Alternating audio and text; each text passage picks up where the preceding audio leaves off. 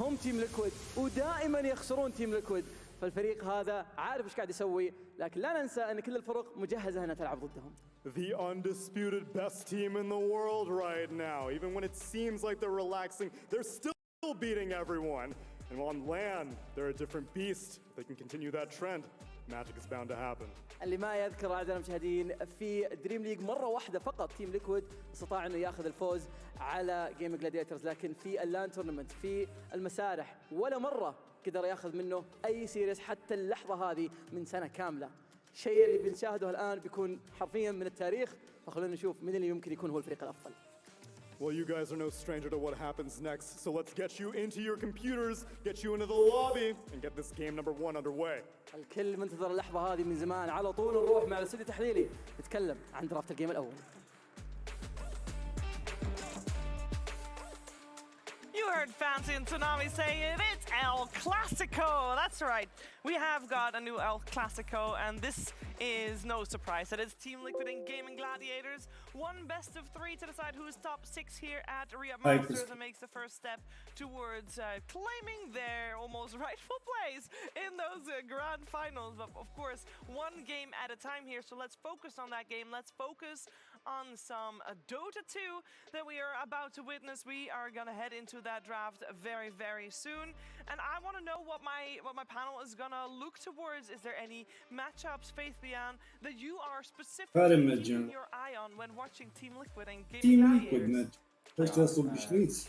I think Team Liquid, they perform better in because earlier in group stage they not did very well, but at the last 2 days of group stage they didn't lost a single game, and looks like they found some like right strategy for the patch, and now they pick a lot of snipe fire, and so I really looking forward what Nisha can do today.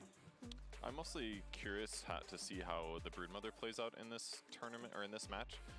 It is still a popular hero at this tournament, but especially for these two teams, they're pretty much grabbing it. At least Liquid's case, Gladiators too, in a lot of cases, it's pretty much either Vander in the match in the first phase. So, and Gladiators have been playing it very heavily in safe lane as well, slightly more safe lane than off lane. So I think this is going to be one of the key heroes in the match. And past that, yeah, both teams are playing pretty much similar support pools. Det fick. That we haven't talked about. Both teams Aya plus Storm or Aya plus Lush. There's also the Enchantress plus Beastmaster. And Ace's tremendous offlane hero pool. I feel like Gaimin have some kind of strategy to build around every one of Ace's signature heroes, who all happen to be very good in this meta. Yeah, I want to talk a tiny bit about the Meepo because it is a risk when you're playing against Gaming Gladiators. But at which stage of the draft do you have? Because I don't think for now it is. When do you need to basically put it on your radar purchase Team Liquid? I mean, I see it often banned in the last phase. When it does get banned, it's often picked there or at the end of the second phase. Both teams have only played it one time so far. Both teams lost with it. With that said, when Gaming Gladiators played it, it looked solid. That was the one where they had that glorious black hole catching, 10 heroes, including Olimipo. So definitely could be a hero that is scary to play against. The hero scarier to play against. That is basically Gladiators in particular, Ace's MO. Yes, a lot of those up his arsenal.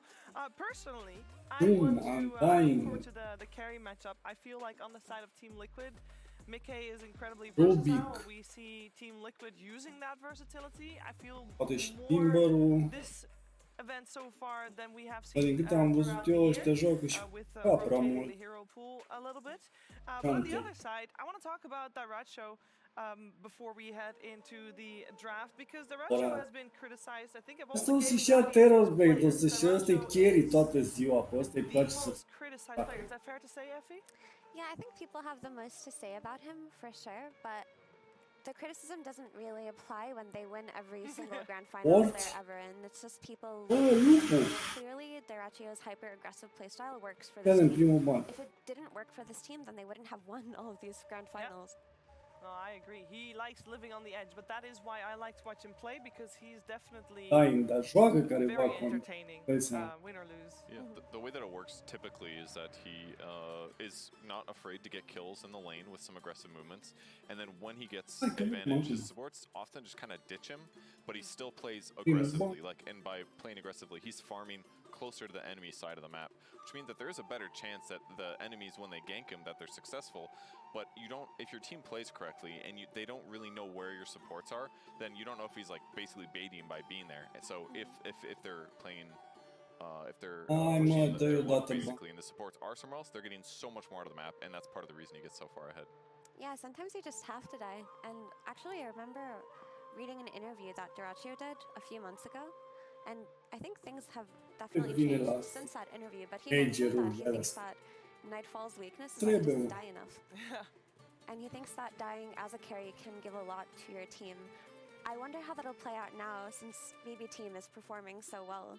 But it was a really interesting take on aggression as a carry. We are paused, by the way, if that wasn't obvious. Must be a tech issue. They're not trying to figure out what their drafts are going to be at this point, at least for their opening. Normally, that is well prepared. Yeah, especially at least the first ban as a first pick. Like, surely you got one ready to go. There's one thing that's slightly unusual from what we can see, and we've seen, I think, earlier today, every time Radiant was first pick and Dire was second pick. This time it's reversed. Team Liquid's Radiant with second pick. Faithbian, do you have any insights on what it is teams prefer about Radiant or second to first pick? I don't really have. I think it's pretty even. It depends on what you prefer, I think. Yeah, we saw that earlier, at least for Talon, they preferred second pick mostly because of the overall last pick. Getting the curveball in, but maybe all of that changes depending on what kind of first pick you can get your hands on, which is obviously why you would go for first pick. Gaming Gladiators, they do remove Nisha's Sapphire, so sorry, Faithbian, you're not going to see that one in action. Yeah. And it instantly makes Team Liquid taking time. And they want to die out themselves. I think you have to. Yeah, so the question is, because GG removed Snapfire, who is the most sought after hero in this meta, what first pick did they find a bigger priority for themselves? Is it the Enchantress, is it the Broodmother, or is it the Io? The Io gets taken out by Team Liquid, which I honestly think they should, simply because GG strategies around it. You think they'd first face Brood? They would, yeah. They've done it before. Well, let's see if them not banning it out means that Team Liquid will be forced to instead. Or maybe they have something else on their minds altogether. They really could, and there's also Enchantress for Celery that they often first face. Alright, so it's pick your poison in case of Team Liquid. Potentially leave both in, so you get one of the two. They ban out Timbersaw, so now it's up to Gator to decide which one they prefer, and maybe either. Which heroes do we still have? We have a lot of, Enchantress, Rubik, Broodmother, yeah. It will be the Brood in the end. It was going to be one of those four for sure. So, that's the flex pick right off the bat that Gaming Gladiators get to play, whether it's going to be off lane or carry. So they're going to be happy with that opener. Yeah. Question is, what kind of response do Liquid have planned? Because clearly they know this is coming. GG have first phased or first picked overall Brood, I think at least 5 times this tournament. Really, that's what they think is going to get it. We've seen a lot of Undyings, and we often see Undyings countered with Enigma. If they don't want to give that away, they should pick it up. But then you're stuck with an Enigma Undying opening, and then you're just going to give Rubik away. So this feels very difficult. I think you're not concerned about Enigma right now, because if you pick this Enigma early for GG, you're kind of ruining your Broodmother flex. Astea sunt chestii clasice, deja se știu chestiile astea. In the couple games that I'm looking at in the drafts where they were playing against their response to it, and this was sometimes first pick, sometimes second pick, it was always like some guy that clears spiders well. They picked Pudge one game, they picked Timbersaw the other, so this is the response. 5 seconds. Enchantress is still in the pool. Could also for the Quinn Pangolier. I mean, one upside to them, maybe they're not worried about playing against Enchantress, but excluding Enchantress, they probably feel like they have the two best supports in this patch right now. That isn't banned, I suppose, because they've got a save late game with Tombstone that's been very effective, and Rubik is going to set them up for a lot of protections in the second phase as well, like against Enigma. Quinn Pangolier, Effie, you called it. What do you think about the opening so far, Faith Beyond? vine ban la Ranger. Because they are first pick, so they want make sure they can pick the core they want, and Liquid because they are second pick, so they kind of want to hide the cores, so they pick two supports here. But I feel it's kind of weird Dacă nu banează, cred Rubik că and de Undying come out at first phase. Because you already show the lack of disable or lack of BKB piercing disable, which sets up for the only team that is consistently winning with Pangolier to be picked. And now you can just protect it, right? You ban out the Bloodseekers and what have you. Yeah. How's Undying laning against Brood? It's not that great, right? I mean, I guess it's a universal healer, so you are lowering some of his damage, but it's not really the most conventional counter, I feel like. Yeah, Brood Mother just too strong at lane. Should ban Naga outright, just so that they don't have the carry who will fare well against the Brood Mother. Yeah, and on the side of Team Liquid, we're going to see them target the supports quite heavily. Of course, they have got the ones that they wanted, so getting rid of the ones that they do not want to see in the hands of Tofu and Celery makes sense. Carry și core. We'll see if they ban some cores eventually to protect some hero they plan to pick as well. They might give a little tell here with their last Vor să securizeze offline. Are there ones in particular? Because Enchantress was the obvious one. Are there other ones that come to mind that are some that Celery and Tofu are just too good at? They like to play Pugna, both of them. Well, I feel like Pugna really fell off a cliff this tournament. We're not really seeing him anymore, right? Yeah. There's also Team Liquid still has that great win rate with Lycan that we talked about last time they played. They could be planning to pick at second phase here, maybe ban some counters if they really want to.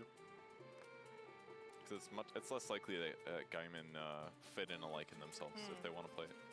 Yeah, I wonder if they're going to address Ace's hero pool in the second phase too, because yeah, the Brood Mother could go offlane, but we've seen it flex to Duratio on the safe lane, and things like Darkseer would still then be in the pool for GG to pull out on 16-17, which is honestly quite fearsome because Team Liquid's heroes don't address the Darkseer side lanes very well. Undying and Rubik will both struggle.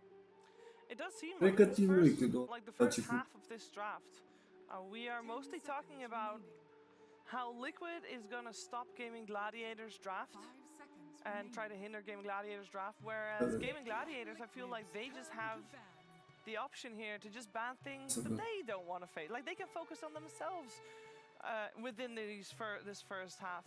And Team Liquid does not have that luxury. It's another downside to starting with these two supports also, that you don't really have any clear second phase bans. And now they also face a problem is... Am zis că sunt clasice banurile. Banurile și picurile numai poate pe poziția 5-a o să vezi ceva la care nu te aștepta. Maybe they have Cam a astea. response to it in case it does come out here on 15, but instead Team Liquid go for Nisha's Ember Spirit. Ember Spirit's a hero that holds its own versus Pangolier at every stage of the game, scales very well, and can deal with the Brood Mother. Yes, another downside to the double support opener would be the inability to go for Spirit Breaker here on Team Liquid as a response to the Brood. Yeah.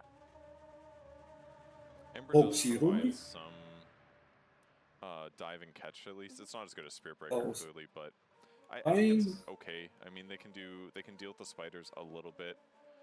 He can lock down Pango, so it's kind of a decent pick here. It's something they probably wanted, and it can set up for the cores at least a little. Yeah. The 15th pick is quite a bad position. Cred că joacă Queen. You just have to pick a not bad hero. That sounds like that's great advice for every pick, Faith Beyond. Don't pick bad heroes. What do you think about the line pick coming out? If you select the last pick, you have to pick good hero at 18th and 24th. That's different. Now, what do we think about the line? Because it's obviously a great answer towards the Ember Spirit. I guess so is the Sky. A lot of damage and an instant silence. The lion is the typical spirit hero counter because Not their the pets sky. will always give you a way to catch the ember at every stage of the game. The And offline. the Skywrath Mage is going to be a way to burst down these nuisancey targets like Undying. It also gives you really strong side lanes, which is something Angolenul Gaming cred că o să Gladiators joace hadn't mid. addressed. But because you see the support duo of Team Liquid, you make the Lion and the Sky Încă both side sigur. lanes and can hold their own against either of these heroes. With that Safe said, though, I lane feel also like they're slightly unu squishy cu if the offense comes from the other direction. If they're the ones getting gone on, I feel like they die very easy. It's really hard for them to even play against Tombstone Offlane o să right now. They don't have ai any cu tomb hitters outside of ceva maybe Brood. So it's not terrible for Liquid in this position, but if Gaming Gladiators are being aggressive and they're the ones initiating, Dar Ember's nu gonna știu, die aici super ar easy putea să-și everywhere. mai iau un There's check. nothing that goes on these two squishy supports though, like you mentioned. They could go for Lycan here on Team Liquid and suddenly Skywrath Mage and Lion have a very sad game, but currently they look pretty What I mean- would... Sorry, go for it. I mean, I want to say gaming this two pick is very smart because they already can see Liquid. They don't have enough Pe team fight, Monkey. and so these two hero Nici very aggressive but lack of team fight. So they can pick this hero at this point. I think it's very clever. This Monkey King comes out and it's most likely the carry. As a BKB timing hero, it's going to be really strong because it's a gap close carry that can kill these two supports that Purge mentioned were very squishy in the fights. And it's also something that can lane against Broodmother, which is very important. But I mean, you can just dodge the lane versus the Monkey King on the Broodmother and just pick a superior Bă, din core-to-core câte matchup. văd, It doesn't dar feel like banuri, a pincered banuri game au grabbing dat. into the drafter puts them in a bad position. Pe offlane o să, Like, you could just flex it to safe lane. I don't feel like a Brood safe lane cel here, puțin but- ăștia de la Team Liquid. Yeah, and also they have to pick some team fight hero, and Monkey King is definitely very good Hmm. at team fight because you don't want to play like skirmish or some small fight to against Lion, Sky Mage, such heroes. Hero. So Naga went O completely jucat foarte blind mult this Oraciu. draft, and we're not going to see her at all now simply because you have Cu Abaddon o jucat. Yeah, we are looking for an offlane hero on the side of Team Liquid. And And for Gaming Baron. Gladiators, it really depends But, on where they're going to put this Brood, and they will not have to reveal this until they pick their hero. Of course, they either play the Broodmother on the offlane or on the safe lane. Bă, așa după picuri până acum, Team Liquid e mai ok ca și. GG do take it out, and it would have been a really great solution to their two supports, and it would have given them the team fight that they also Ca needed Team on Liquid Liquid. e mai ok. But maybe it's just scrim. Go ahead. Ultim. Lycan, maybe you will have a bad lane, and also if you can't win team fight, it's actually not so easy to kill these two supports with Lycan. I mean, if like sometimes Lycan is very hard to charge in. So you think that if Lycan showed right now, GG would have just picked something to punish like Sunt curios ce e ultimul pic, deși vă fi atent aici că If you încă pick Lion drumul nu-i right luat now, și right now, you will lost Monkey King, and I think Monkey Team King Liquid is nu are a niciun better hero. sens să-l dea, good to know. nici de banan nu a fost, Team Liquid, of course, acolo a evitat. a lot of special That's good. vision to Gaming Gladiators, which is one thing they potentially lack. But of course, that would have helped finding the Monkey King, who they want to protect a little bit more. Yeah, or the Ember. It would have really Or the Ember. facilitated Lion and Sky's Embers. game, and even Pango's a bit. Find him the right team fight to go in. So Is there any offlaner that can do the same? I mean, when we're talking about Skywrath, I feel like I have to mention Or Spirit is Cooper. Commander still an issue here? And are there any other heroes that do the same thing Beastmaster does in regards to Oh, giving Sky and Lion? Spectre and Zeus. No, Meepo. Meepo. Not a joke. Meepo's good here. Okay, Ce zic de spec, why I mean, not? it could be Yeah. a more difficult lane versus Monkey King, but he can easily catch up, and Mega Meepo owns, and the supports on Team Liquid will die to it. Yeah, It could be something they're looking at. And you can Playing chain that spec. Ember as well. Yeah, I think it's a great idea. Ooh, they ban out the Faceless Void. da, Ace's most played is Underlord. face cu Don't Spectre, think it got banned, right? So yeah, No. he's got to either play Meepo, Underlord, or a new hero, Or Brood or Brood. would be maybe a little bit less exciting. But we could still be Ultimul looking pic at a ăsta de la- Daracho hero for this overall last că pick. na, primul We pic, could be, but it would be a very difficult lane for Brood if she went up against Undying and Monkey King. So go for the Pe Slark. First of this tournament, but not a hero he's unfamiliar with. Ne trebuie să... I mean, there aren't like the most obvious counters. It's nice for Team Liquid that they can pick their offlaner, knowing that that's going to be against the Slark, but so many are banned. I think maybe they can pick Visage or just to play as a ball. Să-l prindă și ăla vine. How do you think Visage does in lane against Slark? Not bad, especially now Visage is a universal hero, very strong on lane. So what would your personal preference of the two be? Yeah, and also Visage, it's very easy to kill these two support, so it's a good choice. That's a good point. They're very weak to armor. You just hit them with the Sleight of Fist, with the Orb of Corrosion, and they're just going to die to birds. Yeah. Yep, and I think Pango is the only one that can kind of kill birds with a swashbuckle, right? That's it? Nu joacă. If you are very... Mai bine îl ia pe... very strong, Pango cannot do too much. Okay, well, it will be the session called. Do you think for Team Liquid to have the favorable draft here? I think this game depends on how lane's going, and we can't say too much now because it very depends on how you play it. If lane going well for Liquid, I think they kind of easy win here because they can control Roche and they have team fight and they have physical damage, they have magical damage. I think they have everything. Ce-o bine mă. Carry, ce mai... Vezi de la început. Hard kill. Gives so much more space on the map for a game. Dacă nu-i face loc, can be punished a lot on this lane. Because of that, I feel like Visage will probably hit a timing where Brood has to start dealing with him when she's not ready to. So I slightly favor Liquid. Slightly. All right. The only downside, one of the downsides though, is that if Brood gets ahead by winning the lane, they don't necessarily have the best punishers. They don't necessarily have like a Mars ulti or a disruptor that Ace gets killed. So maybe Ace can somehow win the lane and run away with it, and then it's the opposite thing. They're like, okay, how do we deal with this Brood? We have Sleight of Fist and Boundless Strike, and hopefully that's enough to like clear spiders. So there's a lot of pressure coming out from these lanes in terms of who gets ahead, because whoever gets ahead should. Las că vedem. Is that fair to say, Faith Beyond? Yeah, yeah, it's very skill. And I a little bit prefer Liquid's draft. I think it's more structure. I think gaming's draft is too aggressive. Overall, we did start talking about the Broodmother the moment we started talking about this draft in particular, Effie, and a team that has the Broodmother, with that in mind, does not have the edge in this case, purely because of the lane matchup? Yeah, the lane for Brood is going to go very poorly, unfortunately, so Gamen's entry into the game is going to be slower than it normally would with their Brood.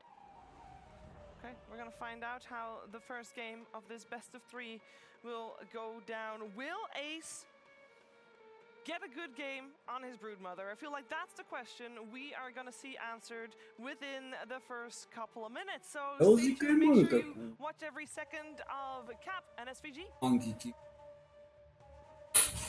Liquid versus Gladiators, a matchup that seems to be fated to repeat time and time again throughout this season. We're going to go once more in the first round of the upper bracket playoffs. Now, these two teams have matched up against each other in 4 different grand finals appearances, Avery. And I think what's very interesting is, if you match up in the first round of the playoff, that is the position where you are least likely to face each other again in the grand finals. In fact, when it comes to TI level competitions, I've only found 2 other instances where this has happened. Can you guess those? Ooh, that's a tough one. The first round of an upper bracket TI ends up being the grand final? Yes. Și pauză. Because it requires very differing positions when it comes to your group stage matchups, and it means the team has to regain all their momentum, go all the way through the lower bracket to meet back up against the people who put them down. It's a very tough position. Pretty much never happens, but it's happened at 2 different TIs.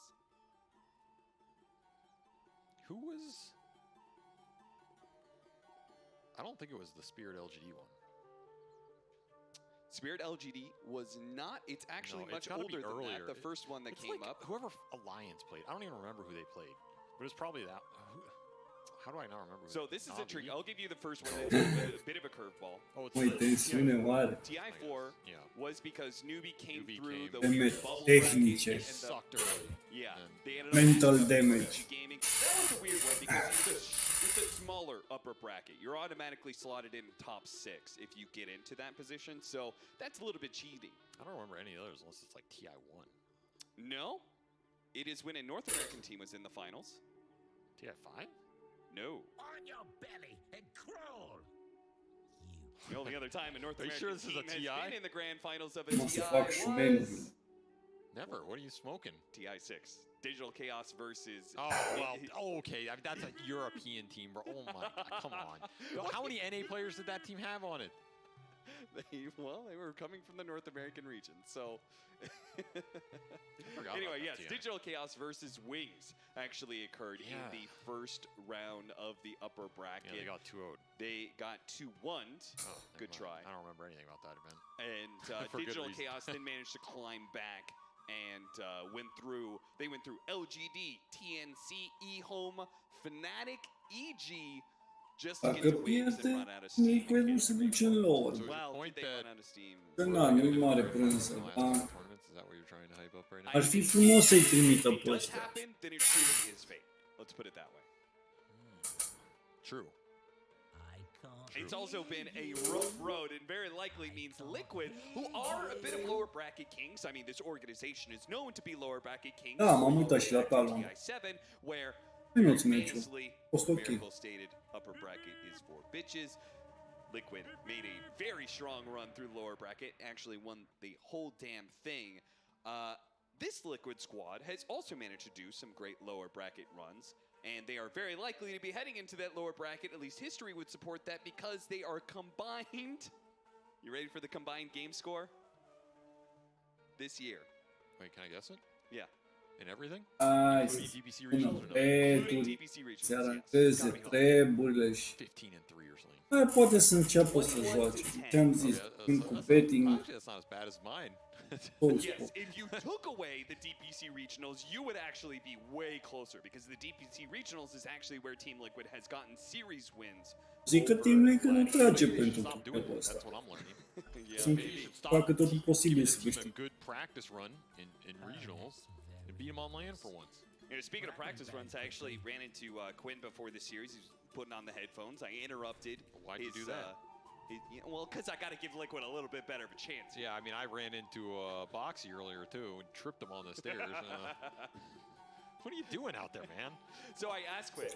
I said, "Hey, we already know the storyline. You guys dumpster Liquid all the time. They, you know, maybe they." Nu o să fie fără skill la rune. Nu stau Is it ăștia. any closer in script? Sunt începători ca și noi. And he said, "Well, I can't really tell you that because we haven't scrimmed against Liquid in a long time.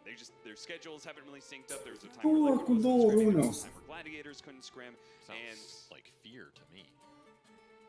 I mean, if I was Gladiators, I wouldn't scrim Liquid Au either. grupați. I'd be like, we have the advantage over them, guys. Let's not teach them anything more. Yeah, but that's literally every. Oh, una e să joci în Yes, but Liquid's the team that you've totul met over pe and over and over. serie. Yeah, I get it. It's Hey, a bit of a, știi why cu would cine ai we în have echipă. the edge? Why would we give him a chance to fix it?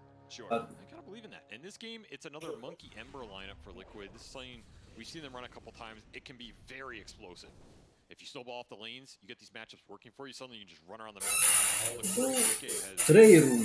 one of the best Monkey Three players of at this tournament. It's a very difficult hero to execute, I think, sometimes. Like, people tend to look at Monkey and feel he's straightforward because, you just smack people and throw the ult. But there's a lot that can go wrong for the heroes in the fights. There's a lot that can go wrong off these rotations. If they don't pan out for you, you fall really far behind. You need to make sure you buy the right items, use them in the right way, and join the fights at the right point. And you need to win your lane with this hero. Ember. So a lot of emphasis for me is on Mickey on this Monkey. How does he pop off? And that last pick, Visage, can you get on the back line on these weak supports in the line and the Skyrab and just take it to him with the birds plus some sleight of fist and a boundless strike? These two supports for gaming are very susceptible.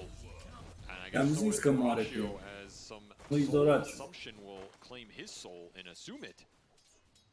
Fii atent că nu joacă celălalt pe offline. Joacă în dying-ul pe offline. If he gets fast Aura here, fast Drum, fast Solar Crest, you're going to be blazing through these objectives. And what is the objective defense for Gaimin in this lineup? O să mai iau un kill pe Toraciu, că... Yeah, you're right. I was like looking at it, it's swashbuckle. To me, this is a very weird draft. O să pună tombul. It's missing a lot of the things they usually have. Which Dacă nu is moare. a hero and ace that can control the objectives. I mean, they play Brood a lot, but Brood is usually a hero where he's just scaling Vine Pipe and they have another hero to fill that role. They don't really have it unless the Pang goes off to a crazy start, which this matchup is something Liquid have picked before and are very confident that Nisha will do well at. So I actually feel like Gaimin might just get run over this game. I think this is one of the weaker drafts I've seen from them in a long time. Not that it's bad, but that it's susceptible to how Liquid likes to play. If Liquid get what they want out of the first 10 minutes here, they could be in some danger. And we do know a lot about G.Gladiators, not just because we have the most footage of them as they're in every grand finals, but also because they're a team that has a relatively small hero pool. For a team that is usually playing some of the most matches in a given event, this one, for example, they actually are the team with the 4th least. In fact, they have, of the teams actually here, excuse me, they have the least, they have the smallest hero pool. They've only picked 44 heroes. Well, yeah, you have a Dar nu cred că au balat, că e... It's going to be a second kill. Liquid getting a pick Păi off 0 la on timp. both their side lanes here. Pretty good start to offset the 3 Ambele bounties lane. Gladiators had from the get-go. Do you think Quinn knows there's heroes in Dota outside of Pango, Leshrac, and Ember? Or do you think every time it gets picked for him? Dude, of course he does. Amândouă He pe knows carry. one more hero at least. Which is if they take his Ember, he picks Huskar. Oh, well. Yeah, the no fun pick. He's like, oh, you want to block pick my Ember, huh? I'll show you. Huskar. This guy really is disgusting. Forgot about that. Either way, Liquid will take a pretty decent lead here in all 3 lanes. The first kill bottom for the Monkey, and Nisha is winning mid straight up against Quinn, taking advantage of this matchup. In fact, winning it quite hard, 23 and 5 to 10. Yeah, highest amount of blast hits and 3 minutes of any hero. Super impressive stuff from basically Nisha. Perfect, right? He's only missed 1. Yeah, and you added 6 to 9 on top of that. That is insane. Okay, I mean, I think he had a rough, middle of the year, but he's pulling it back, getting into TI form, showing us the good stuff here. I remember they played this matchup too at some of those other majors, and it was not this one-sided. I even remember, I think Quinn killed him in one of those lanes. Yeah, he did. With the Pango Ember. Yep. So this is what I think Liquid have wanted out of this matchup all year. Nu vrea să lase boxii pe Toraciu, e în cârca lui. It's adding up here, Cap, and finally, someone Îl genează, asta să... Maybe. We'll see Quinn fight for the water rune. Who outclicks who? Quinn gets the water rune. Okay, well, I mean, not everything can go your way. And it means the other water rune is also his if he wants it.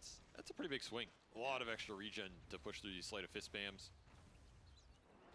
See how Liquid can transition some of these early advantages and perhaps some more kills. They have some kill possibilities on these lanes with their cores. A lot of early damage that can come out, especially if you get Jingu stacks down here.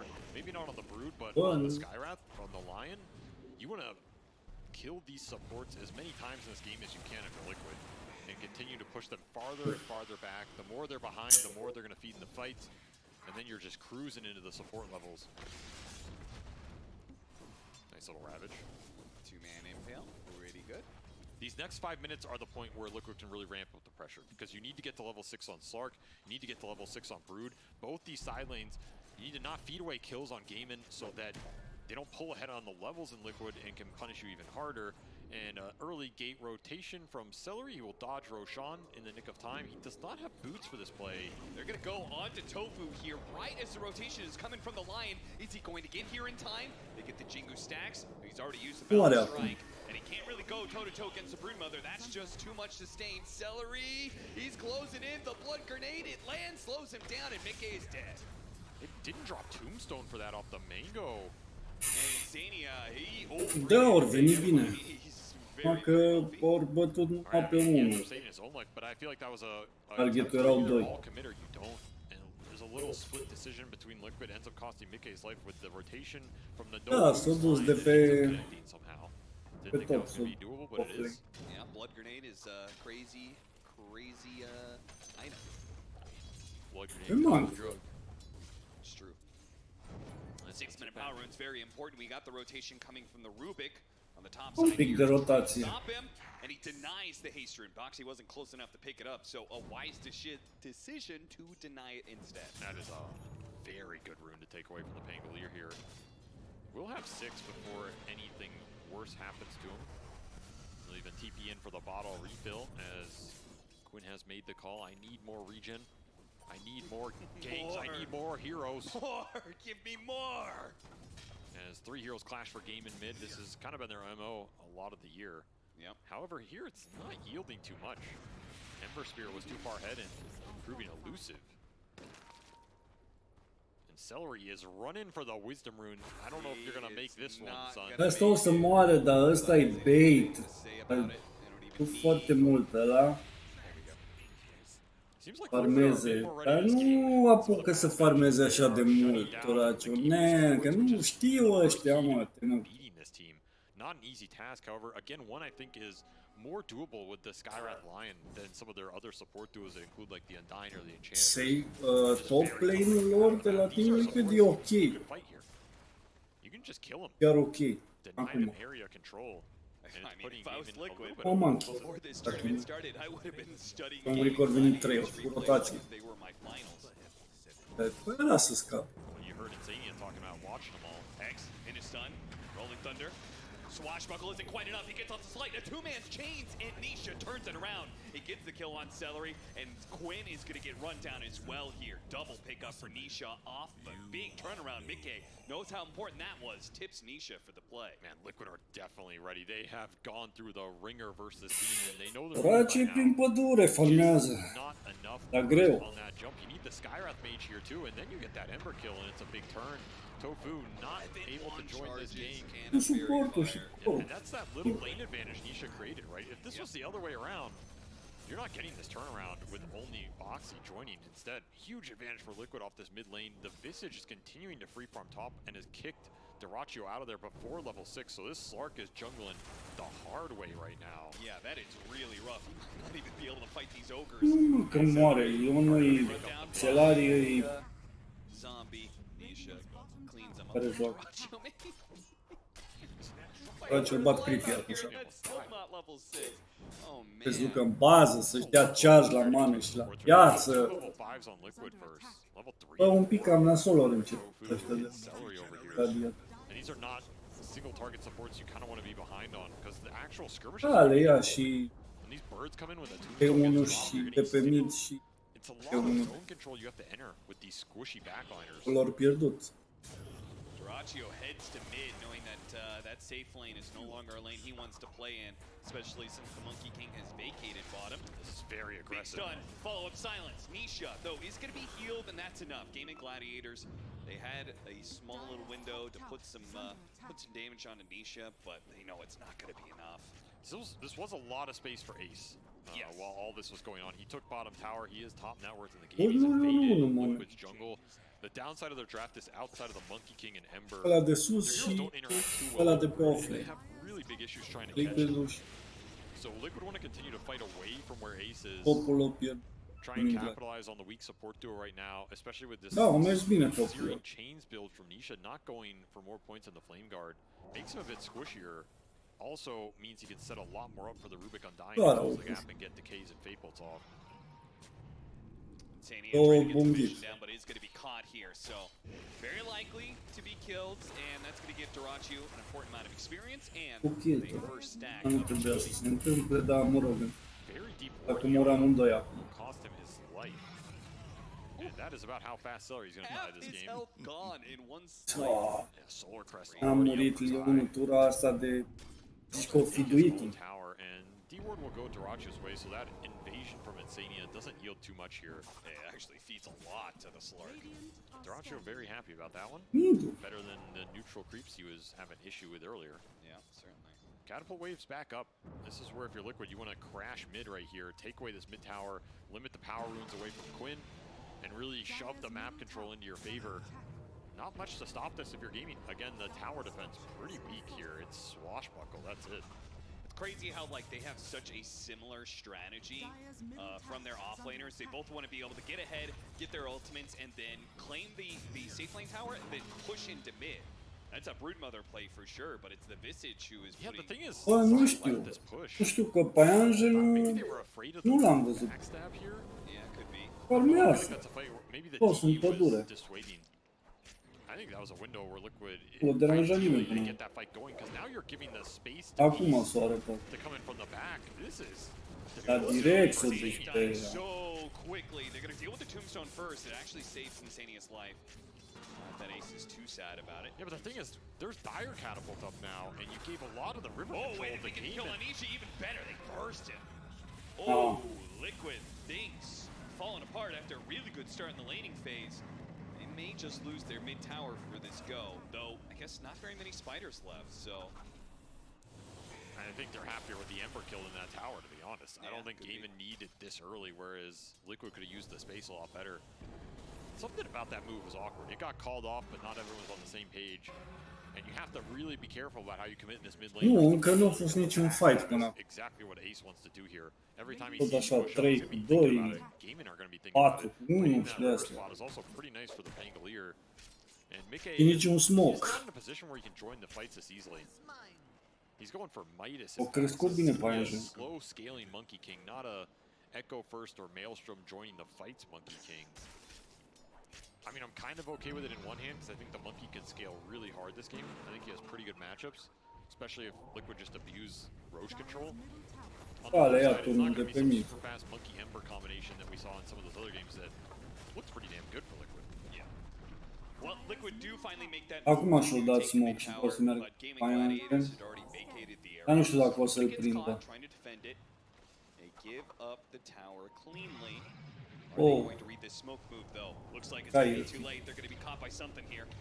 Visage Da, pe familiars Sky. is going to Ori be avut de ales între Sky și Paianjen. Sky Keep the Brood out of your jungle. You're going to shove this lane in with the Monkey King. A lot of space for Toxi le-a pus vision exact între turnul. by a lion right now, so it's not getting shoved out that fast after that Exact. dies. Get a decent amount of map control. You get to invade triangle. Racio nu face nimic. Ramping up the pressure. They'll even move the monkey top to take advantage of this lane that got shoved by Dyrachio. So very efficient right now for them, especially with the fact that Ace got forced back to the Ancients.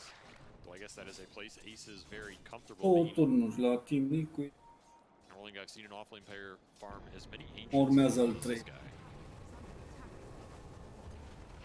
Meanwhile, Zai forsaking Ancient Farm A for venit more Orace tower să pressure. bată la... Does put Da, him in o a să position moară. to be caught here. He's just going to try and help him out. Here's Dyrachio. First sign of him trying to be active. Runs into too many heroes of Liquid though. They brought everybody back down Big here. They keep Denoro. the Monkey Nisha remnants back. They were ready for this counter attempt by Gaimin. They'd say, no, this tower is ours. They got the Slark TV. Maybe that was the signal Nu, sunt slab. to the fight. Asta They're Gaming tier one down in Gladiators. 14 minutes here.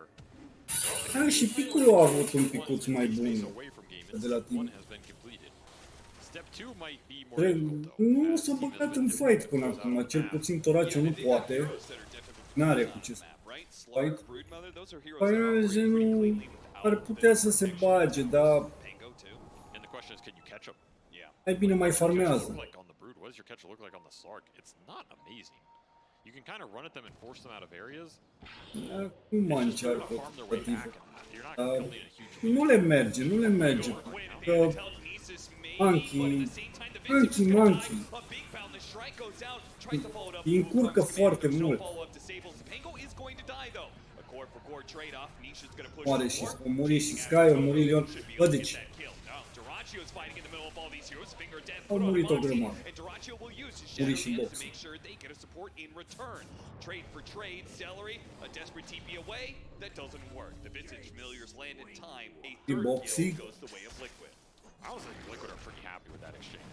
They got a lot Da. of the Ember and the Monkeys. I Trei go down, versus but Zai doi. is rich enough in this game already that I don't think it matters too much.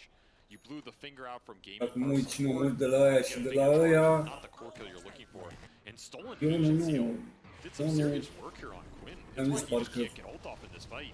uite meciul ăsta, nu jucat. You get chance cancelled, and then stolen Ancient Seal gets thrown straight back on him. Did not expect that one. That's a very clutch steal by Boxy. Like, there's not a lot of other spells. Eu zic că Team Liquid ia meciul ăsta. That's why this fight just goes as bad as it does for Gaming. Still able to recover it a little. Dacă se grăbesc. Că dacă apucă ăștia doi să crească, cam nasol.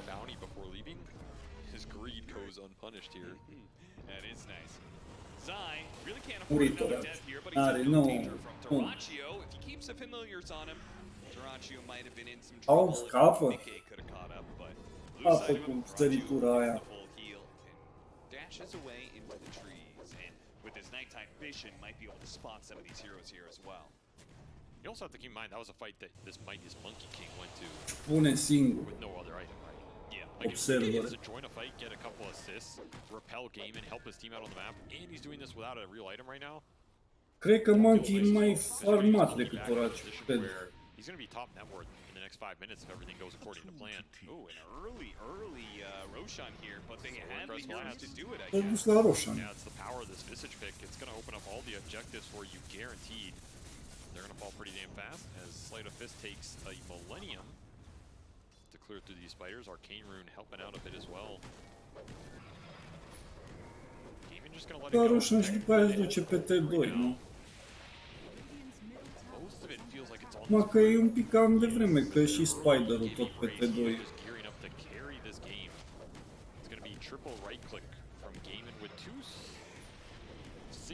Dos. O lăsa la Monkey. This is going to be a very low utility lineup from Gaiman. Not something we're used to seeing from them, right? It's usually big ores from Ace's hero, and then Force Staff, Glimmers, Drums, whatever. E un pic interesant acum. Especially Celery. This is going to be a lot of single target focus with 3 right clickers. Să dea def. With single target ults. You get some utility up on Liquid, I think you're in a very good spot for those 5-on-5s. Force Staffs, Glimmer Capes, any of this thing that can kite out the BKB duration or the ultimates, you're really happy after that exchange. So if I'm Gaiman, I'm thinking about how we start these fights, who we start them on, and that Paiajinul deja începe să facă like you go in with the Slark or the Brood, you harpoon someone into you, you land a pounce, you throw a figure, you throw that Skyroth, you get that kill as fast as you can. If it goes bad, you probably need to get the hell out. Some of these fights are going to be pretty crazy when it comes to the saves. We saw that in a intrat în pădure la ăștia. He's going to purchase a shard. So that means the shard, he's not only going to have grab ally, but it means either very likely maybe the Visage is going to be able to get a shard as well, which is another form of saves. We've got the Slark, who has Shadow Dance, but also eventually he's going to get a Depth Shroud to help with the Wukong's command, which is a pretty interesting one. So there's going to be some crazy back and forth in these team fights, and it's all going to come down to who's clicking their spells faster sometimes. Or maybe which carry can stand in the fight longer. Mai trebuie să facă și el treabă. Burst him, no save online yet. They'll claim an Aegis. Okay, free Aegis, or is it free? Are they going to be able to catch up to anybody? It looks like Celery may be in trouble here. Man, those birds are so fast with the drum. Now they are going to be able to clean through the Visage super quickly. Celery doesn't even die for that one. Mickey's back into play. Cu ocazia asta moare mult mai mult. Getting off the Rolling Thunder here, and Ace can't really be touched once he's got his BKB up. G.Gladiators have the advantage, and they know it too. They're going to keep chasing after the heroes, but maybe Celery shouldn't have gone for it. Both supports... O sărit Oraciu, nu să se bage în fight și t-o zis-o pe asta că nu, da, se bagă și ele. This fight was at all okay. Well, it wasn't even okay, but Eu cam that double flight kill was so important. Did so much damage to that Visage in a single second there off a stun. Yeah, I mean, they burst through his shield, and then the Flare comes in. It's a lot. It's a lot for Zai to deal with. That fight was looking better for Liquid than Da, încet Paiajinul începe să țină. Just cuts off the backline. Sure, you get both supports of the Oraciu cred că poate încet și el să... Pretty decent exchange for his first BKB here as well as he continues to power up. And yeah, like you said, these saves are pivotal for Liquid because so much of it is going to be one hero at a time from the Gaiman lineup. Grab ally, you have a grab ally there on a Visage. Da, se duc la torment. Changes the whole fight, right? Yeah. You also have Rubik Shard, which can save somebody in this game. And you have the Visage Shard, which can maybe buy time for Zion to fight. Yeah, Visage unfortunately is not in contention for the Shard. Mickey is going to be the one who gets it. That's not the one you wanted here. Yeah, this early in the game. Not. I mean, it's another kind of save potentially, depending how he uses the strike. It is also another gap. Du Shardul pe Monkey. Strike the line, go in and kill him. it's not the worst shard. I think they really were looking for the Rubik and the Visage one here, though. For sure. And it's something that Gaming are going to have to think about as well. You go on these heroes, they get pulled in, they're gone. What does that team fight look like? All lineup is really going to shine in the next 10 minutes here when all these saves come online. You can just play around the Monkey King, prevent the burst. Gaming really want the long... They want a hero to die at the start. Încă nu are damage, man. Slark going in and out, Brood going in and out. Ace is just going to claim a free tier 2 Good bomb. job. Sports are going to have a rough time, though. With the Monkey King getting that shard and having a Desolator, he could pretty much one-shot some poor support by instantly getting on top of him. And Zai is making... Nu înțeles ideea. So Luate doi. try, go invis, get on, use his familiars to get on top of the Gaming Lion, Gladiators. Skyrim Mage, kill them at the start of every fight. So much of this game feels like it's coming down Nu to de pe lane-ul Gaming lui support Payan. stay alive to get their spells off, or do Liquid find them first? Yeah. This is a very glass cannon Monkey King build. Like Midas into Deso. Dire's top tower is under attack. One impale Yeah, and a Mystic I Flare, don't know. you're dead. This is terrifying in this game, right? You get stunned, you're just dead. I don't Or cam echilibrat ăștia Also, de I feel la like when you have Gladiator. saves, HP becomes better Yeah. because it frees up more time for your saves to go to work. This is not a lot of HP on the Monkey. Something goes wrong, it's going to go very wrong. Yeah, this is Liquid definitely operating on the edge of a knife here, and their smoke is going to break as the Slark moves on forward here. Quinn gets the roll-off, Rolling Thunder off, but Boxy stole it. A big steal because now he's stunned up Duracho, who has to use the Shadow Dance to protect himself, but he's going to be stunned over and over and over again. If he could have changed it, it would have been beautiful. The Indisha jumps away to his Ember Spirit as he was hexed up at the time, but he managed to get away. Oh, he got a slight change onto Duracho, who's still low and doesn't have that save anymore. He needs the regen to go out. Mystic Flare going to be tanked up by Boxy as the squishy Monkey King is kept alive through the assault of the supports, and they're going to clean up here. They're going to be able to get both of the supports killed and still might be able to get more. Quinn, roll up, but this time doesn't have a Rolling Thunder, and he's going to die to physical damage. And Duracio's dead, and Ace is joined into a fight he can't win. Nenorocit. For nothing. Liquid was A fost o chestie foarte interesantă în game-ul ăsta. Le-au furat Boxy Dila. Rolling-ul și eu cam deranjat. Hai, omoră pe toți cinci. Da, au fost bine. S-au focusat numai pe Toracio. Pe mine și-o dat stun. Da. Păi scăpa dacă nu dădea Monkey. Another remnant in, and then Boxy, not only does he get the impale steal, he tanks the Skyrath to help Mickey out. And at this point, you're just trying to catch anybody you can. A nice turn attempt. It does not go Gamon's way. Iară moare și acum. Gets off the Rolling Thunder. A chain stun. No, Tombstone. See you later. Buys him a bit of time here. Nisha gonna pop back out, try and go for Tofu, go for those squishy supports. He will get one and dance away from the Mystic Flare. Oh, he's turning on the Insatiable. He wants to man fight this out for the Monkey. And he almost could have done it, but unfortunately he's running out of time. Ouch. He's gonna have to run away with the zombies are gonna Muri, chase after him. muri Payan și moare și Toracio. With his shadow dance. Bă, dar asta nu moare, mă. Teoretic și practic ar trebui să moară. Așa sare de... Nu-l mai prinde. În tumță. 2 cu 1, dar... A murit numai Boxy. Mare brân. A murit Payan și niște caire. During what is really his early mid-game power spike, right? I mean, maybe if this game goes to 60 minutes, this Brood is going to turn into a beast again, but these two fights, it was his time to take the game over, and he got shut down hard. BKB, I mean, you gotta get some big kills out of that. Nu-i mare diferență. Dacă mai moare de vreo 2-3 ori Toracio, s-a dus. And I think the itemization for Liquid just been on point because Mickey îl caut, că știe că farmează. Liquid built up some auras to help him out, right? The solar drums and Vlad's on Zai. Dar știi că e în pădure la ei, So much for this Monkey King in the early game. crede că e sus, la roșu. Soul Rip, which is being leveled up by Insane here. Da, dar îl prinde pe... îl prinde pe Pangorel. Which there's a big difference in the impact of these two mid laners. Quinn dies again. Ce-a făcut? Le-a dat Monkey numai stun-ul? Fights like this. This is such a fast Visage Ags. It's gonna tear Gaming apart. Now you have to spend detection between these two supports. There's too many angles to cover. Bă, interesant. Also the single target slap burst Eu, părerea mea e că încă nu se You get Deso hit, you get hit by the Orbital Corrosion off a slight, and one bird stun, you're probably just gone. And that's a lot of burst that comes out of the fog. You're not even Mai gonna see trebuie un your kill.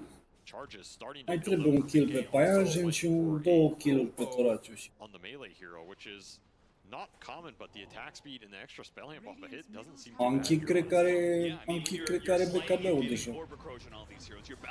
E 3.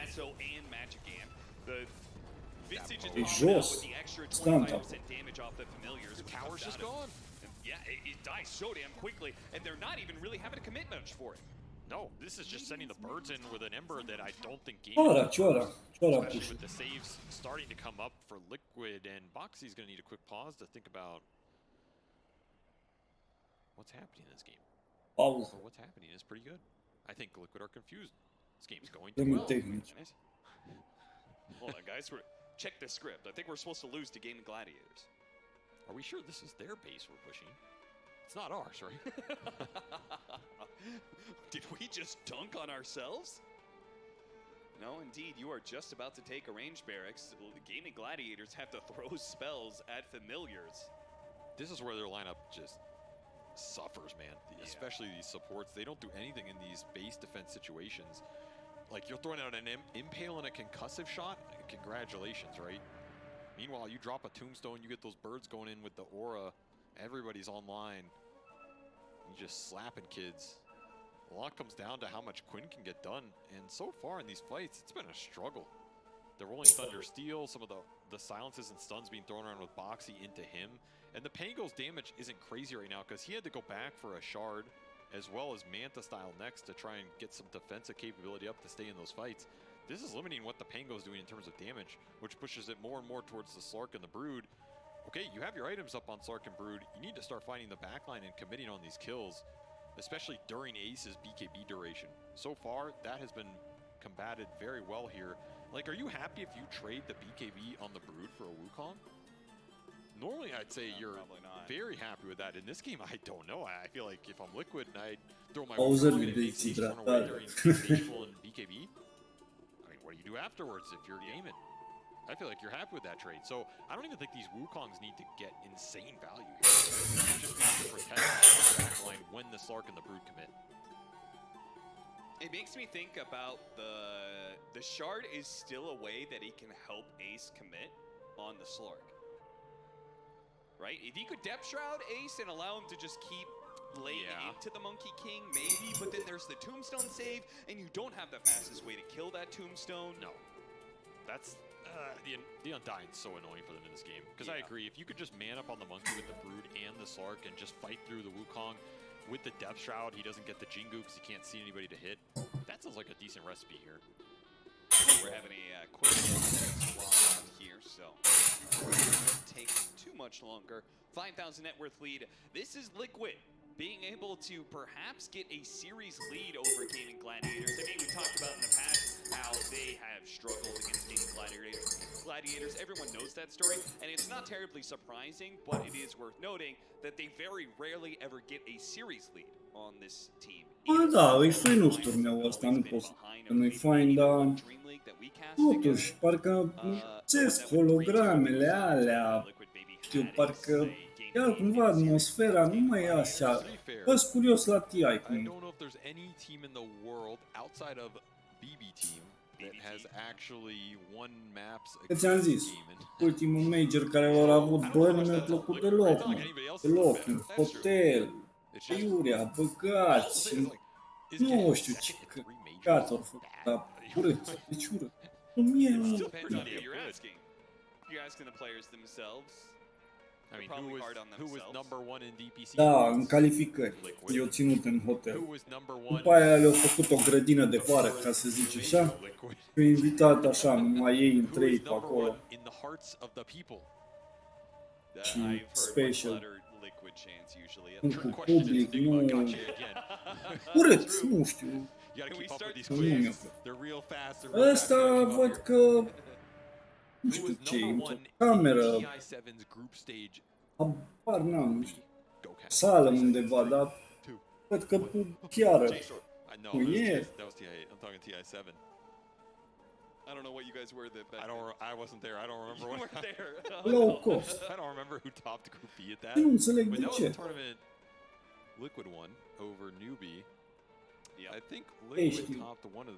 I think they topped their group, and I think the other group Dar păcat că e... Hold on, my power of memory is coming Was back to me. a Chinese team, I think. Păcat, 1000 de ori, 1000 de panouri, 1000 de reclame, 1000 de... Group B, of course, Să arate frumos background-ul, dar... I did pretty good. Very well for themselves. Ended up placing third. Față de ultimul major, asta e mai ok. It Păi, was Chinese e dominating. simpaticul. LFY, LGD, and Newbie in the top 4 out of those groups. And Newbie even made it to the finals. LFY with the early stages of Monet's career looking pretty good. That was the There's some last history time. lesson for Da, all these tot strokes at pauză. home, but history is being Hidratat. made here as we are back in the Mașină. game, and Liquid are pushing high ground. That is a free range track. You pause, and it's gone. Got him. Pe high ground, See you later, pe 3 nerds. ultrajul. Mai au o baracă. All right. They back away after. Orace ăsta și bate That is a courier with a TP. Okay, I thought that had his next item on it, but no. I Muște. got a little overexcited there. You did. Wow! He has to kill it. He will. To kill the courier. Wow. Are scanning. Shout out to the legend himself, LD. No, Liquid in a pretty setting up good for Roshan. position to defend this Roshan. This is a very tough fight for Gaimin if you just sit around the pit. And A, o să fie un cingeală la Roshan. holy crap, this Ember is big and he is deadly. He's gonna shred your backline here, man. Doraccio is going to start Prince trying to get some Doraccio. hits in. That's an early tombstone. Early Da, da. tombstone used like that, not too bad. Yeah, Gaimin are just Noi nu i-a văzut că stătea un... For it though. That's true. But Ca he un had a nice fight time vision with care his și sword, shield-ul. so I don't know if they care too much. Trying to take away some Încă nu știu unde sunt poziționați. Doraccio pushing forward. Gets Ăla îl caută pe ăla, ăla îl caută pe ăla. He is going for the supports almost immediately, but he is going to be missing Flare Finger Death, and he didn't even finish him off. The Slight does manage to get it. Nisha jumping in, but immediately hexed up. A great reaction for Celery here, but bouncing around with that Aghanim Scepter. He's out of Remnants. Going to go out. Yeah, he's out of Remnants. That Aghanim Scepter, he went too deep for it. The team N-are, wasn't able to follow n-avea up. cum. They're so far away. N-avea Now cum. he's pulled his supports Tot into să a dau bad pe position. tău, A l-ai TP dat away from spinii, Fox l-au is ridicat. denied. Ciao. Insania comes in with the heal. What are you even doing there? You think they're going to run out of damage? You've just killed yourself as well, Insania. Oh, Liquid crumble.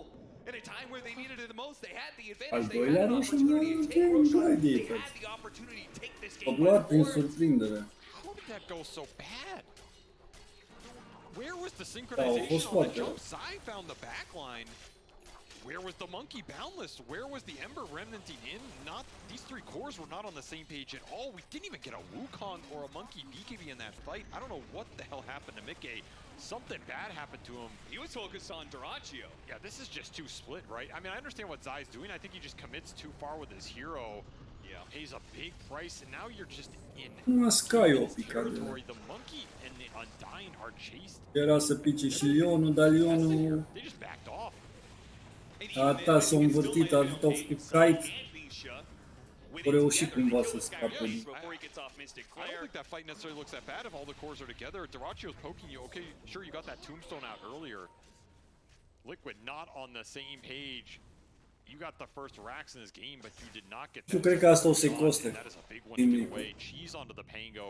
Aegis on Doracchio. So now this Slark can play hyper aggressive, especially during the nighttime. He's got Da, that eu short dat up, posibilitate he's la got Torace să-și vină cât de... Mai fac un Liquid, kill what să mai have you fac done un in this item. game?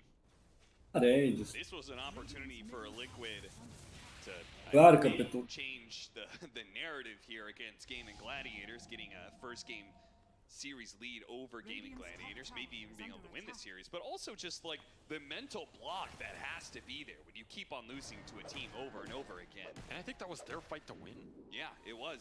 I think the poke there, I don't think you drop Tombstone like that. I think it just set up the fight very awkwardly. Like, you just force him out, or just tank some of the hits, right? Make him commit a bit longer. I guess you're afraid of getting blink hexed. Like, that's what Insania is thinking, right? Sure. I get poked, if I get blink hexed here, I just get all in. Still, you should have this Rubik who's ready to bail you out with that Force Staff, and you'd be saving that Tombstone. Either way, you take that Roche fight with Wukong Tombstone, that should be your fight to win. Instead, an Aegis going into the hands of Gaming, who are struggling in this game, but have found a foothold now, and they're getting some big items up. A lot of extra control and damage. Nullifier for Ace is going to help find these supports, kill some of the save utility. That Manta for Quinn gives them more survivability on top of the cheese. And of course, Duraccio powering into this Scotty. If he gets there, he is going to be a force to be reckoned with, because he's just going to go in and start poking you, and you're not going to have the ability to deal with it. None of these cores from Liquid want to sit there and fight the Slark back. That's why this pick is very strong right now. Oh, he's hunting some wards too. Oh, almost got it. Man, what a series of events that would have been for Duraccio. That was a crazy pounce angle. Now, we do have the Aghanim Scepter almost done for the Monkey King, but yeah, that's still, like, even the Monkey King doesn't really want to stand there and let the Slark hit him, even if he's got his statues next to him. He also just can't see him for a lot of the fight. Yeah. He's not going to be able to do much. This is a game where Liquid need to continue to find that backline. That was what was working for them. They have the tools to do it. You have a Monkey King plus that shard on him. You have the Ags on the Ember, and you have this Ags on the Visage. All three of your cores can start on the supports from Gaming if you can find them and you get the good angle, and then you get a numbers advantage. Gaming Gladiators so good at putting the pressure on. They put the pressure on to Liquid in that Roshan fight. Liquid mess up as a result. A forced error around the pits. Now a tier 3 down to half health already. As Liquid scramble to put up a defense. That smoke got wasted as well from Liquid. These are costly smokes when you're in a base defense situation like this, and you know Gaming are just taking everything off the map. Aggressively force staff him in. Impale goes out, and dying Tombstone. Oh, he's trying to get it. He gets it off. Okay, that's a really deep bait. That's what you want here. Zania pops out. Nisha goes inside instead. Don't think that's what they intended there. I mean, Slark used ult and shard here. This is not the worst fight for Liquid if Gaming commit to it. I don't think they will. Yeah, they're just afraid of fighting into that Aegis. Zai's gonna scout here, Invisible Birds. He keeps on scouting this area, but if he runs into Duraccio in the wrong area, it could be very bad. He's still holding on to that gem. Some of the instant lockdowns hurting Liquid here. They don't have good ways to start on the Slark or control this Brood when Ace extends into the fight. I mean, your best stun is a lift here. That's pretty much it. Probably need a Hex at some point. You just need a lot more items to help fight the Slark as well. Another deep go by Duraccio. He does not have the Tombstone to save him this time around. Duraccio is fighting in so damn deep. He is actually caught by a stolen pounce. He's not going to be able to get very far away, but he does still have that Aegis for another 20 seconds. So once again, Vai ce-o scăpat, Oraggio, du-te bă la sărit între ei și a scăpat. Base defense now, something was lacking a little bit. Birds will bonk Ace here, but no real damage. And Ag's done for Quinn. Tango damage is starting to ramp up. Duraccio back in again. He's stealing a lot of stats. It's building up, but the telekinesis pulls Ace out of position. He has to use BKB, and they got the Rolling Thunder out of him. Shard goes off. Stay alive here with the Visage protecting himself with the stone form. That was a lot committed. Oh, an instant impale, and it's silence. Nisha's dead. He thought this was an opportunity. Mickey, he gets off the Wukong's command. Can't see anything. Trap's not gonna last long enough. Sorry, Tofu. Oh, and a misbound the strike. Uh-oh. Telekinesis goes out, the Visage Familiar stunning 3 different heroes. Once again, the Tombstone's going to be laid out. They have to clear through the Tombstone to get to this hero inside. Mickey pops out, kills Duraccio. They thought they had this, but now without their carry, Gaming Gladiators, eats the cheese, Quinn. Is he going to be able to swashbuckle his way out of this one? They're still in okay fighting shape here. They bought the Slark for this. Gaming just want to commit and try and end the game here or something? This is a very aggressive buyback. Use your cheese, you used your Aegis. Ace flies in a butterfly, so maybe he just feels like he's a god right now, and no Wukong. Do you have the capability to defend your base? Should get a Rax out of this. Yeah, Liquid gonna have to give up one for sure. Da, cu buyback, cu chestii, de toate. Greșeala, aici au greșit Gaming Gladiators. Tanchează, dar... Yeah, but... So damn quickly. Ace is pumping out the damage now. The nullifier on the Visage. He said as well. They bought back on Monkey King, but they can't actually take a fight. Nisha's back up. You gotta get something off this if you're Liquid. Duraccio got way too much value out of this buyback that I don't think was in a position to do that. He's got 100 agility stolen. Yeah, he has a lot of stacks here. He has that level 20 talent cooking, and they're just continuing to push. Gaming are leaning on Liquid's neck right now. Joacă cam haotic. Dar știe că n-are cine să-i dea damage, de-aia sare. De-aia își permite să sară. Da, nu-i cine știe ce mult damage. This Brood is taking your buildings, taking them fast. You have pretty much everything up. Now, aggressive force snap. Mickey, I don't think he can stand toe-to-toe here. Pops BKB. They get him inside the Tombstone. Tombstone's gonna die fast, but the supports die faster, man. Nisha got on top of them, wiped those two out, and that is Gaming Gladiators overextending themselves now. Can they get anything else? Does not look like it, as the spell immunity will get Quinn out of there. That cost you a Visage buyback as well. You find Ace, but that's pretty much it. And they got another melee racks on top of everything. Man, the damage Nu înțelegi nimica din joc. These fights are just getting so weird. Really nice. Cel puțin Toraciu da buyback, merita buyback-ul. Grab ally right on time as well. Suddenly you're stuck in Wukong and Nisha just cleans you up with the remnants through. Fac I acum mean, one thing Monkey. that's been going well for Liquid, it is this Tombstone. Insania has been putting in work.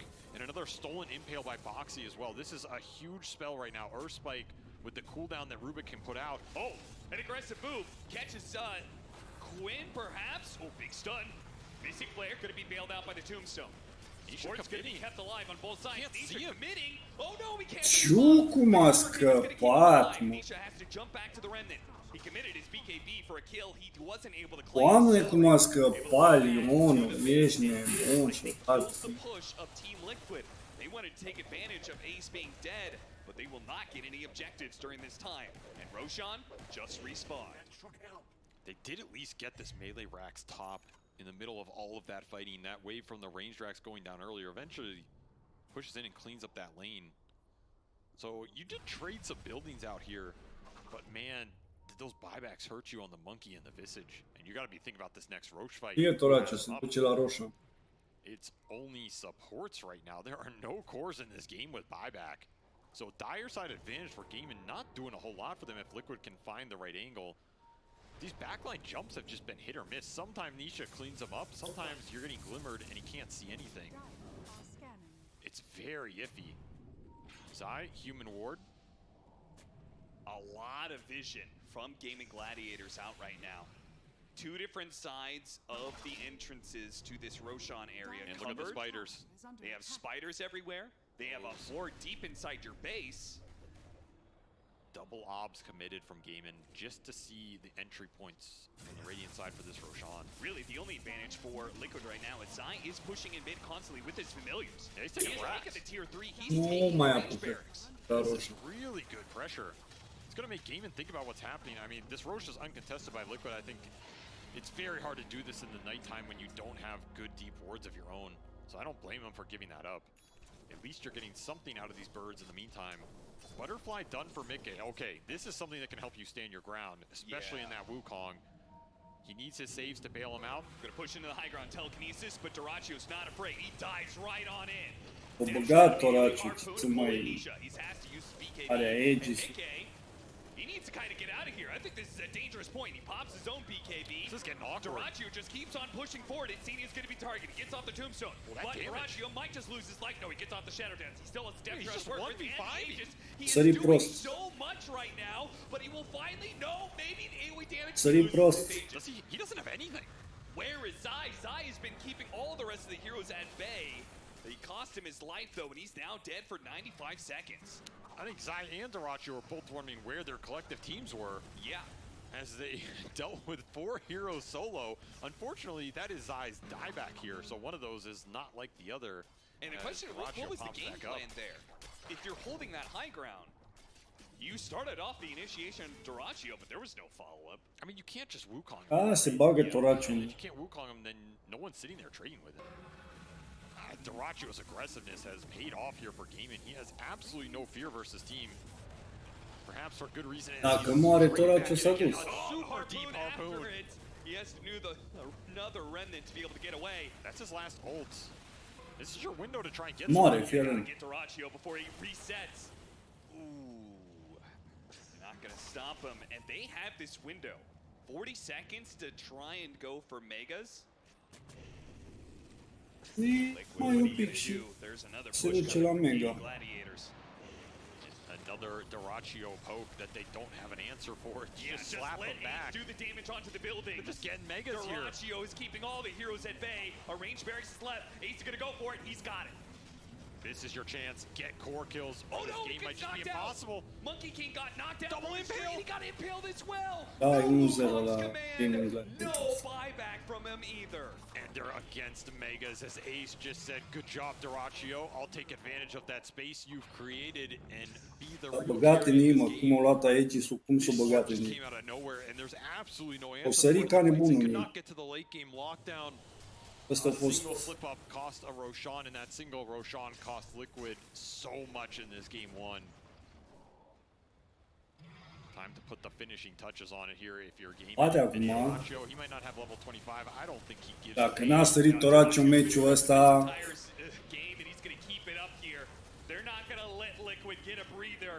He's going to keep it going. Zai with this stone form trying to keep the heroes back. Celery's low. They do manage to finish him off. The Mystic Flare going to work onto the Visage. Not quite enough damage.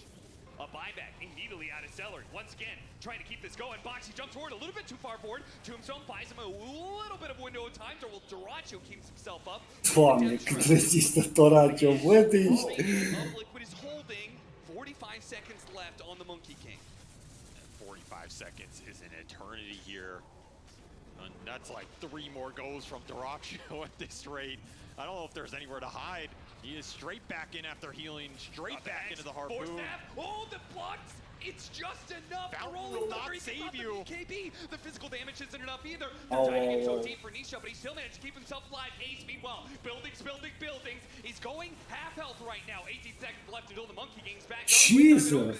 He's going to finish off the buildings in style, and Gaming Gladiators make the comeback. They will continue. GG, nice. Their goddamn foots on Liquid's throats. They're not letting them get anything out of them in any of these series. Man, that was one of the most aggressive 10 minutes from a Slark player I've ever seen. Foarte agresiv. 1v5, I mean, absolutely no cares in the world. Plays those cooldowns. Asta e rolul lui, nu. Took the spell prism for lower cooldown on his ult in the Asta e rolul lui, nu. Monkey... And Ace just cleans up the buildings from the human shield that is Dyrachyo. I mean, the scoreline does not reflect his impact in that game. A single Roche fight that gets botched by Liquid just collapses their momentum. They never got anything going after that other than a couple of racks off some birds and some split push. There's something about this matchup that is incredibly frustrating for them, because if you're not winning that game with that style and that start, where Nisha's 9-1, 10-1, just styling on kids, wins the mid matchup, Quinn is so far behind, it's just like none of it seems to matter. They slip up when it mattered most. And it comes back down to, I think, that mental block that they have against this team. And that mental block only gets harder to get over the more this is cemented. Something about that Roche fight was off between the 3 cores, right? Yeah. Like, you had Zai going in, the Ember and the Monkey can go in with him, but they don't. It cost you a lot. It cost you game 1. We'll see if they can bounce back in game 2. That is the only question that remains. All right, a lot of questions that the panel has to answer. We're going to head to them before we go to a game 2. All right, well, we're going to find out if Team Liquid can make a comeback. But game number 1 went the way of Gaming Gladiators. There's a lot to break down, because for a long period in this game, we thought Team Liquid was having the upper hand. I'm joined by Purge, by Effie, by Faith Beyond. And Faith Beyond, this game, what do you make of it? I think Liquid, they have a better draft, but Gaming, they just play better. And we can see Liquid have a huge lead at 10 minutes, but Gaming, they just make every right move, and they force you to make some mistakes in team fight.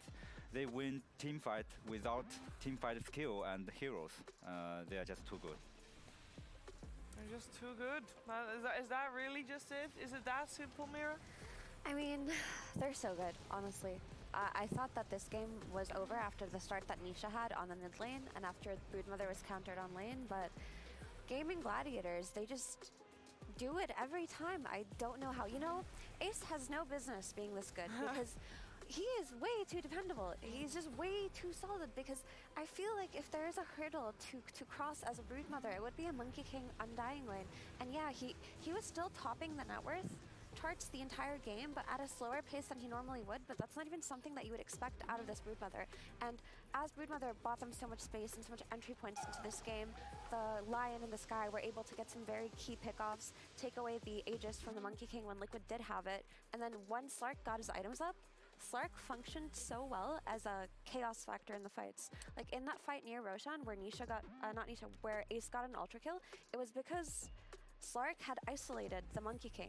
Slark forced the BKB out of the Monkey King, so Monkey King couldn't really join the fight with his BKB Wukong, and Ace just gets an ultra kill. Afterwards, he isolates, when he gets an Aegis on Duraccio, he isolates 4 heroes from Liquid while the rest of Gaimin are killing the Visage. Like, it is just unbelievable how they pulled this off. I can't even believe that his KDA on Slark was like 4, 3, and 10. Like, his impact was super insane. Like, he was tanking the whole team. So many team fights. It felt annoying to watch. It's like 4 heroes around Slark. You're like, oh, they'll get him with a stun here and they'll layer a chain stun. It just wasn't possible. They didn't have enough disables, especially ground disables that would set up things for them. So he just lived all the time and kept stealing stats, did way too much damage. Yeah, I love the last fight, or semi-last fight, I guess, that we saw after the Roshan was taken. It looked like Duraccio was just basically on a crusade by himself. But instead, he was creating space. He had the Aegis to back him off, and it looked fantastic. There were a lot of fights during that game, and we have chosen one to analyze in our STC play analysis. Let's take a look. This was a pivotal moment in the game where this fight, it was a fight where Team Liquid was just not on the same page, Faithbjorn. We heard a commentator say it as well. Gaming Gladiators, obviously, they came out on top of this fight, but this was maybe the showing of the mental block. Yeah, I mean, Gaming, they're just too good at like some micro Dota. Every time they can go in with a perfect position, and they force you make some mistake or bad moves. Every time this Slark just going in and make some crazy moves, they are just too good at this Dota. And as we saw in this fight, Duraccio on the Slark went in on the Ember Spirit and the Monkey King, forcing the Monkey King's BKB and pouncing on the Ember Spirit, so he was leashed and couldn't rejoin the fight where Visage was dying. So I feel like Visage was such a key factor in Liquid's early game tempo, and he was a really key factor in controlling the Roche area, but they isolated Visage so well at a certain point of the game. It felt like he couldn't get any backup from his teammates. He was just getting burst by the Mystic Flare in the finger, while the rest of his team was getting chased around by a little fish. Yeah, and he provided auras, and his familiars got a lot of AoE stuns, even against Slark. That stuff was pretty good. And he even used his shard effectively. He would get gone on, he would turn into stone, but there wasn't anything to follow up on it necessarily. There wasn't necessarily enough team fight to overwhelm the counter initiation. So him just buying 5 seconds just meant delaying his death. Yeah, I know there was. My panel thought that Liquid had a slight edge. It was mostly even a slight edge in the draft. But while watching the game, Faithbjorn, you wanted to have seen something different from Team Liquid. They picked the Monkey King as their 4th pick, and you would have liked to seen a Lycan. Would that have changed a lot of the game? Was that not the case? He said that the Monkey King was higher priority than the Lycan. Yeah, I think after watching this game, I still feel you have to pick Monkey King. Okay. Yeah, because it's a way to win the game. If you pick Lycan, you will isolate by yourself. So it would have gone worse for them. Yeah. Even so. Well, then there's definitely still a lot to work on. Maybe not so much on the drafting side, but maybe a little bit on the mental side, on the side of Team Liquid before going into game number 2. There's a lot of pressure on this game.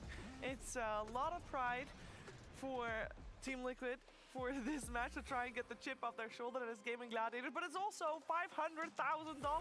Let's see how they deal with that pressure as we come back after a break with game number 2 of the series.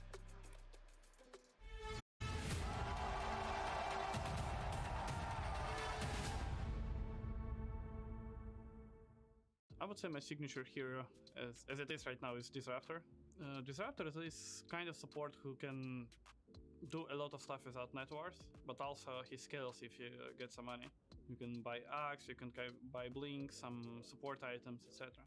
So basically he can do a lot. It's definitely Fishman who basically showed me a new way to look at supports, or like new way to look at the laning stage. Disruptor is, at least back then, he was like most in-time meta hero to carry players or like to core players, because playing against Glimpse, ulti, basically this, you know, control that provides Disruptor and teamfights is insane, and it felt good to play Disruptor back then. And then he kind of dropped out of the meta, and I would say Fishman brought him back into the meta with new way of playing Disruptor on lane with Glimpse instead of Q. And because of it, I kind of got back to it. I think my signature hero is Morpling and Naga, but Morpling sucks now. Yeah, maybe Naga. No way. Once again, Shanks is the Buckus killer. He has his number, his Instagram, his Facebook, his MySpace at this rate. I think their mobility. If his carry dies, Panda feels the need to die too. And like controlling the illusion with Naga. I'm good with it. Maybe signature hero of the year's Enigma.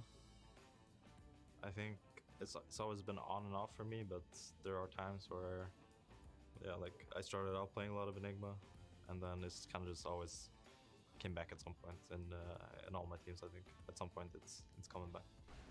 They have the Bat Rider one, and the Enigma one is 100 off, but 100 off is not here. Pressuring Zai, managed to get the black hole off, but he's slowly burning to the sun right now. Nice Now the Supernova's going to be used, and they use the Fiend's Grip, but not the last one to Uragi. He's in trouble, and he's going to die. What I enjoy most about Enigma is just the all the mind games that go into black hole. Like for example, for me, I like to not use this spell so much, and play around like other aspects of the hero. Like for me, if I play Enigma and someone like ends up picking like Ruvik or Soundslayer or something against me, instead of like trying to brute force my way to use black hole, I would rather like just play on my minions or something and just go RS and do stuff like this.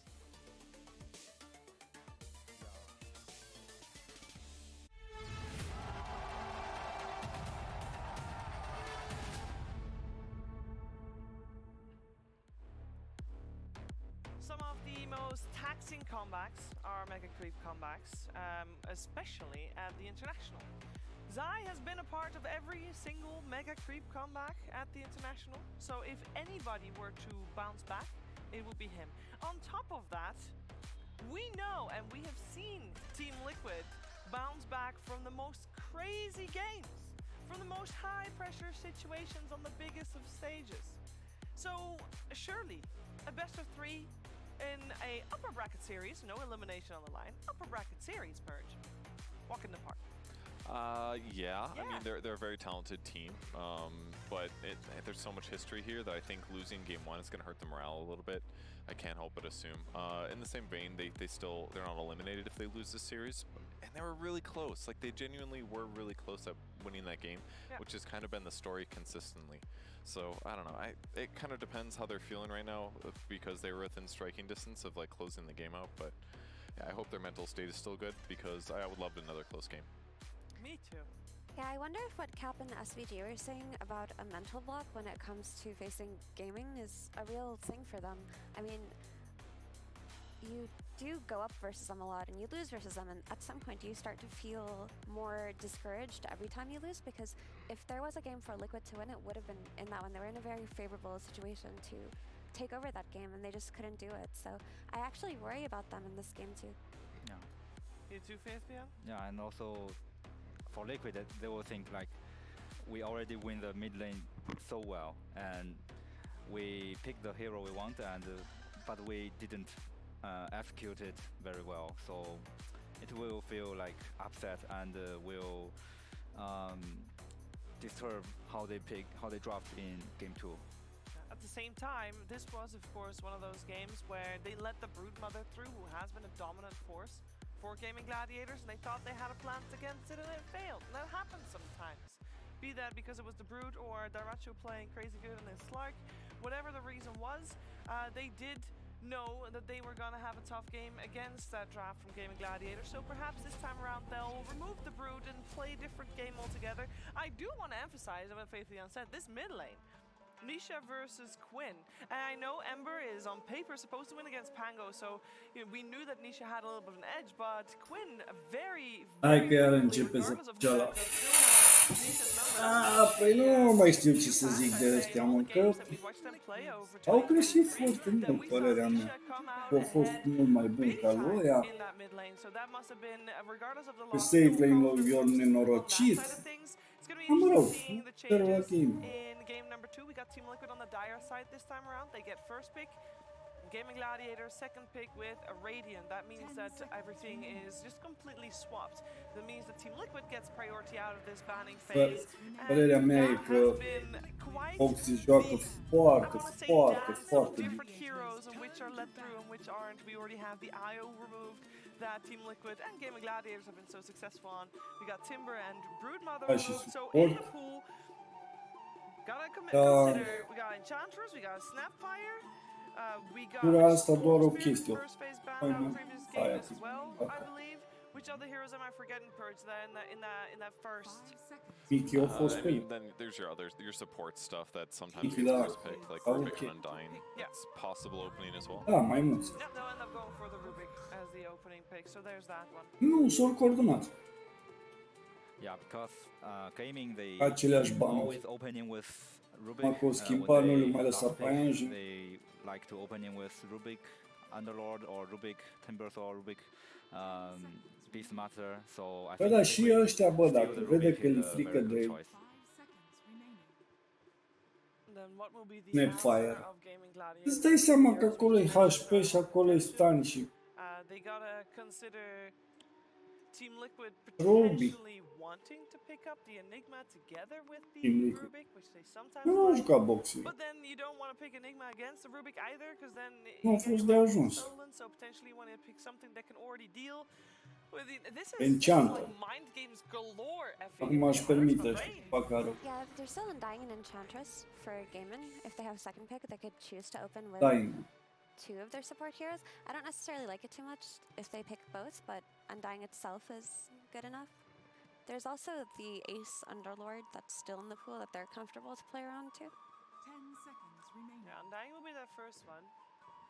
Enchantress is, of course, I mean, Enchantress is Celery's best hero, but he also plays the Undying, so, and we not often do we see a team opening with two supports, even though, obviously, previous game, we did see Team Liquid do the exact thing that we talked about, and they do open with two supports, but it's the techies. It's a little bit more flexible in what it accomplishes, I guess. It seems teams aren't scared to pick techies against Rubik. We've seen it quite a few times the last couple days. And la minus armură, ăsta îi dă cu bombe în cap. Nine Pandas 2 days ago. Nine Pandas open Rubik, they pick... ceva la Reina. They did enchant techies. Pune tombo și gata. Undying techies, but slightly similar. I can understand this techies though, because of all the supports that you can pick at this stage of the game, this probably is one of the more comfortable ones versus Enigma, since when you have this Rubik, you have to think about the Enigma that could potentially come out in 8, and you don't really have a solution to if you pick a different support that doesn't have the kind of stun that techies has or the lane presence. I'm quite amazed that Liquid didn't pick Enigma here, because they like to play this hero, and it's also a counter to maybe they found this hero another trash hero, I don't know. I think they're more comfortable with Darkseer's success rate this tournament compared to Enigma's, also because there's no Enchantress coming out of Gaiman. They feel like Darkseer is set up for a better lane than he normally would against this team, who default to heroes like Enchantress with their Dispel versus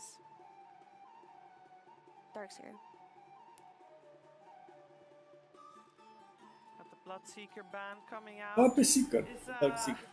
Bloodseeker is obviously a ban towards the Darkseer. Should we still be worried about Quinn? Zic că o să joace cu Enigma. Because it is such a comfort for him as well that potentially it might dacă nu banează ăștia de la Gaming Gladiators. Dar ăștia o să joace Fantosane tura asta de la Gaming. Geantă. They have second picks, so they can close out their next two banning phases Ei with Quinn's here. o să-și They ia, don't have to pick cred it că o early să-și ia enough. Pango is pe a great hero Naga. for Quinn when they want to pick their mid laner early, when they're in a situation like their first pick and they can close it out on 8th pick overall, it looks good. But at times like this, you can wait for other things, right? You could wait for potentially a Leshrac or a Cum să Storm vedem un Void cu Aren't these Vans on anti-mage. Team Liquid? They're like they're also like anti-Pango heroes though, and they're not going to get the first pick out of the phase. But I mean, maybe it's they just are also good against Darkseer, but doesn't this just set up Gladiators for a perfect Pango pick? But that's why the Team Liquid should ban it in their next ban. No? They could. The thing about Pango is that Void, when Enigma. you have second phase, you don't want to pick your mid hero on 15 because you can just set yourself up for a much better one on 18. Like Pango looked so good in the last draft because it enabled them to draft around Ace and draft around Dyrachio's Slark later on because they dealt with their mid pick so early. 10 seconds remaining. So that's a good point. If they do skip banning it, it gets grabbed. Team Liquid gets double response. If Gladiators doesn't pick it, Team Liquid could pick it themselves. So it's decent position for Liquid, I guess. It puts them in a position where they can tailor the draft the way they want, which is a position of power. Whether or not it is a good Pangolier game, it will give the wheel of the draft to Team Liquid and they can dictate where it goes from there. O să joace cu Terror Blade. If they ban out a lot of heroes, Gaiman may just consider taking Pango for themselves on 15 simply to not give it away to Liquid. Because if you think about the Ion Shell plus Pango combo for Liquid itself, then you may consider it as a deny pick as opposed to a counter pick on lane. If that makes sense. Da bani la voi. Nici nu vine să cred. Da bani la voi Team Liquid. Înseamnă că joacă cu anti-mage, cu căcat joacă ăștia sunt nebuni. And a fast Pango pick, I don't think... So, obviously we saw that coming from a mile away. We have to assume Team Liquid did as well, so they have to have a plan against it. What is a good plan against a Pango, Faith Beyond? Bloodseeker, Ember Spirit. No! It can't be those. Surely there's more to it. I think Silencer plus 1 stun is really nice to kill Pango early on. Oh, this is a good solution.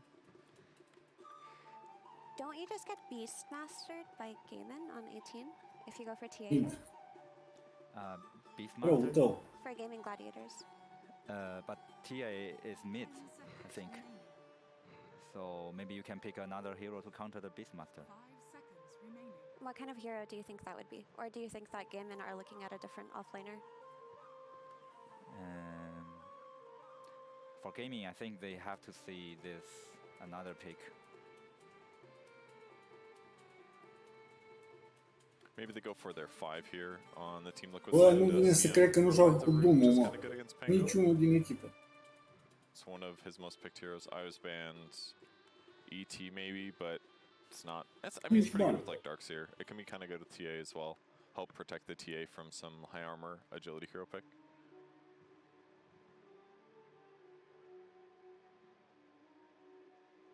Bad is still in the pool too, actually. Bad Rider is still in the pool. Well, Team Liquid, they are taking their time. They must have tailored this way, so I'm assuming they have a plan. Otherwise, well, otherwise they've got bigger problems than just one game. They go for Spirit Breaker here. Potentially Liquid honestly might have wanted that Pangolier here, which is why it took them some time to think about it and Carry, hard carry, cine crezi? But they needed a melee hero to play with the Darkseer. They needed something to take advantage of Anti because none of the other 2 heroes were complementary. Terror Blade. And the Spirit Breaker will provide them that ganking early. Da, mă, că ea, într-un fel sau altul, gândesc și au pic să mori o beton. Okay, so that should be the Retro Zero right there. Încă nu. Vezi, mă, că eu am zis că e Enigma și dacă e Enigma, vai viața mea ce nu, îmi trebuie un carry, hard carry. Au, nu? Templar Assassinul, dar... Nu știu ce... Darkseer, ăla îi adună... Embers... Da, problema e că Okay. O luat ăștia morful. Da, până farmează morful, până alea, bla bla bla, da? Ce te faci dacă ia la Naga? Ultimul pick de la Gaming Gladiators. There's no hero for Ace right now. Can you explain why you can't pick Underlord against Rubik? Still the Firestorm. Păi poate să joace și cu So you think Enigma, poate să joace game. Yeah. Beastmaster is still available for Gaming Gladiators if Liquid don't address it. Yeah, I mean Beastmaster maybe gonna be buying out in this ban.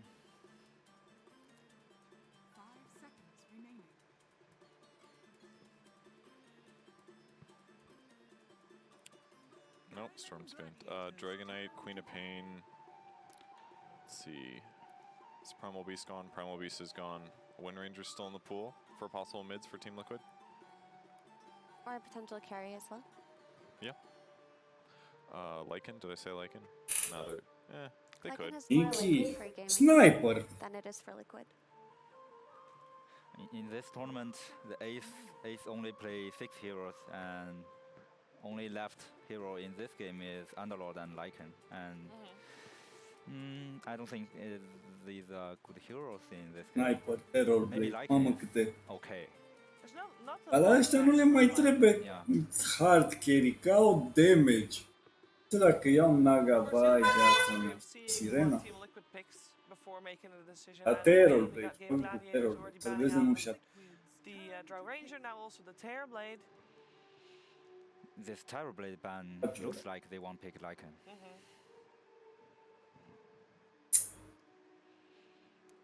And with that in mind, why Anti-mage. would Liquid pick here to Nu chiar vrea să joace cu their anti-mage. choice of Lycan be more awkward, more painful? Slark? Okay. Dar ar fi o posibilitate. It would be less good than last game when Gladiators played it, because they're still techies AoE. O lua pe Monkey. Bă, ești prost, ăsta iară să și le ia pe Slark, fii atent. Iki iară l-a luat în pula calului pe Monkey. It also takes advantage of Darkseer spells. And I guess it's something that can defeat Lycan on lane, so maybe this is just their way of addressing the preemptive Lycan.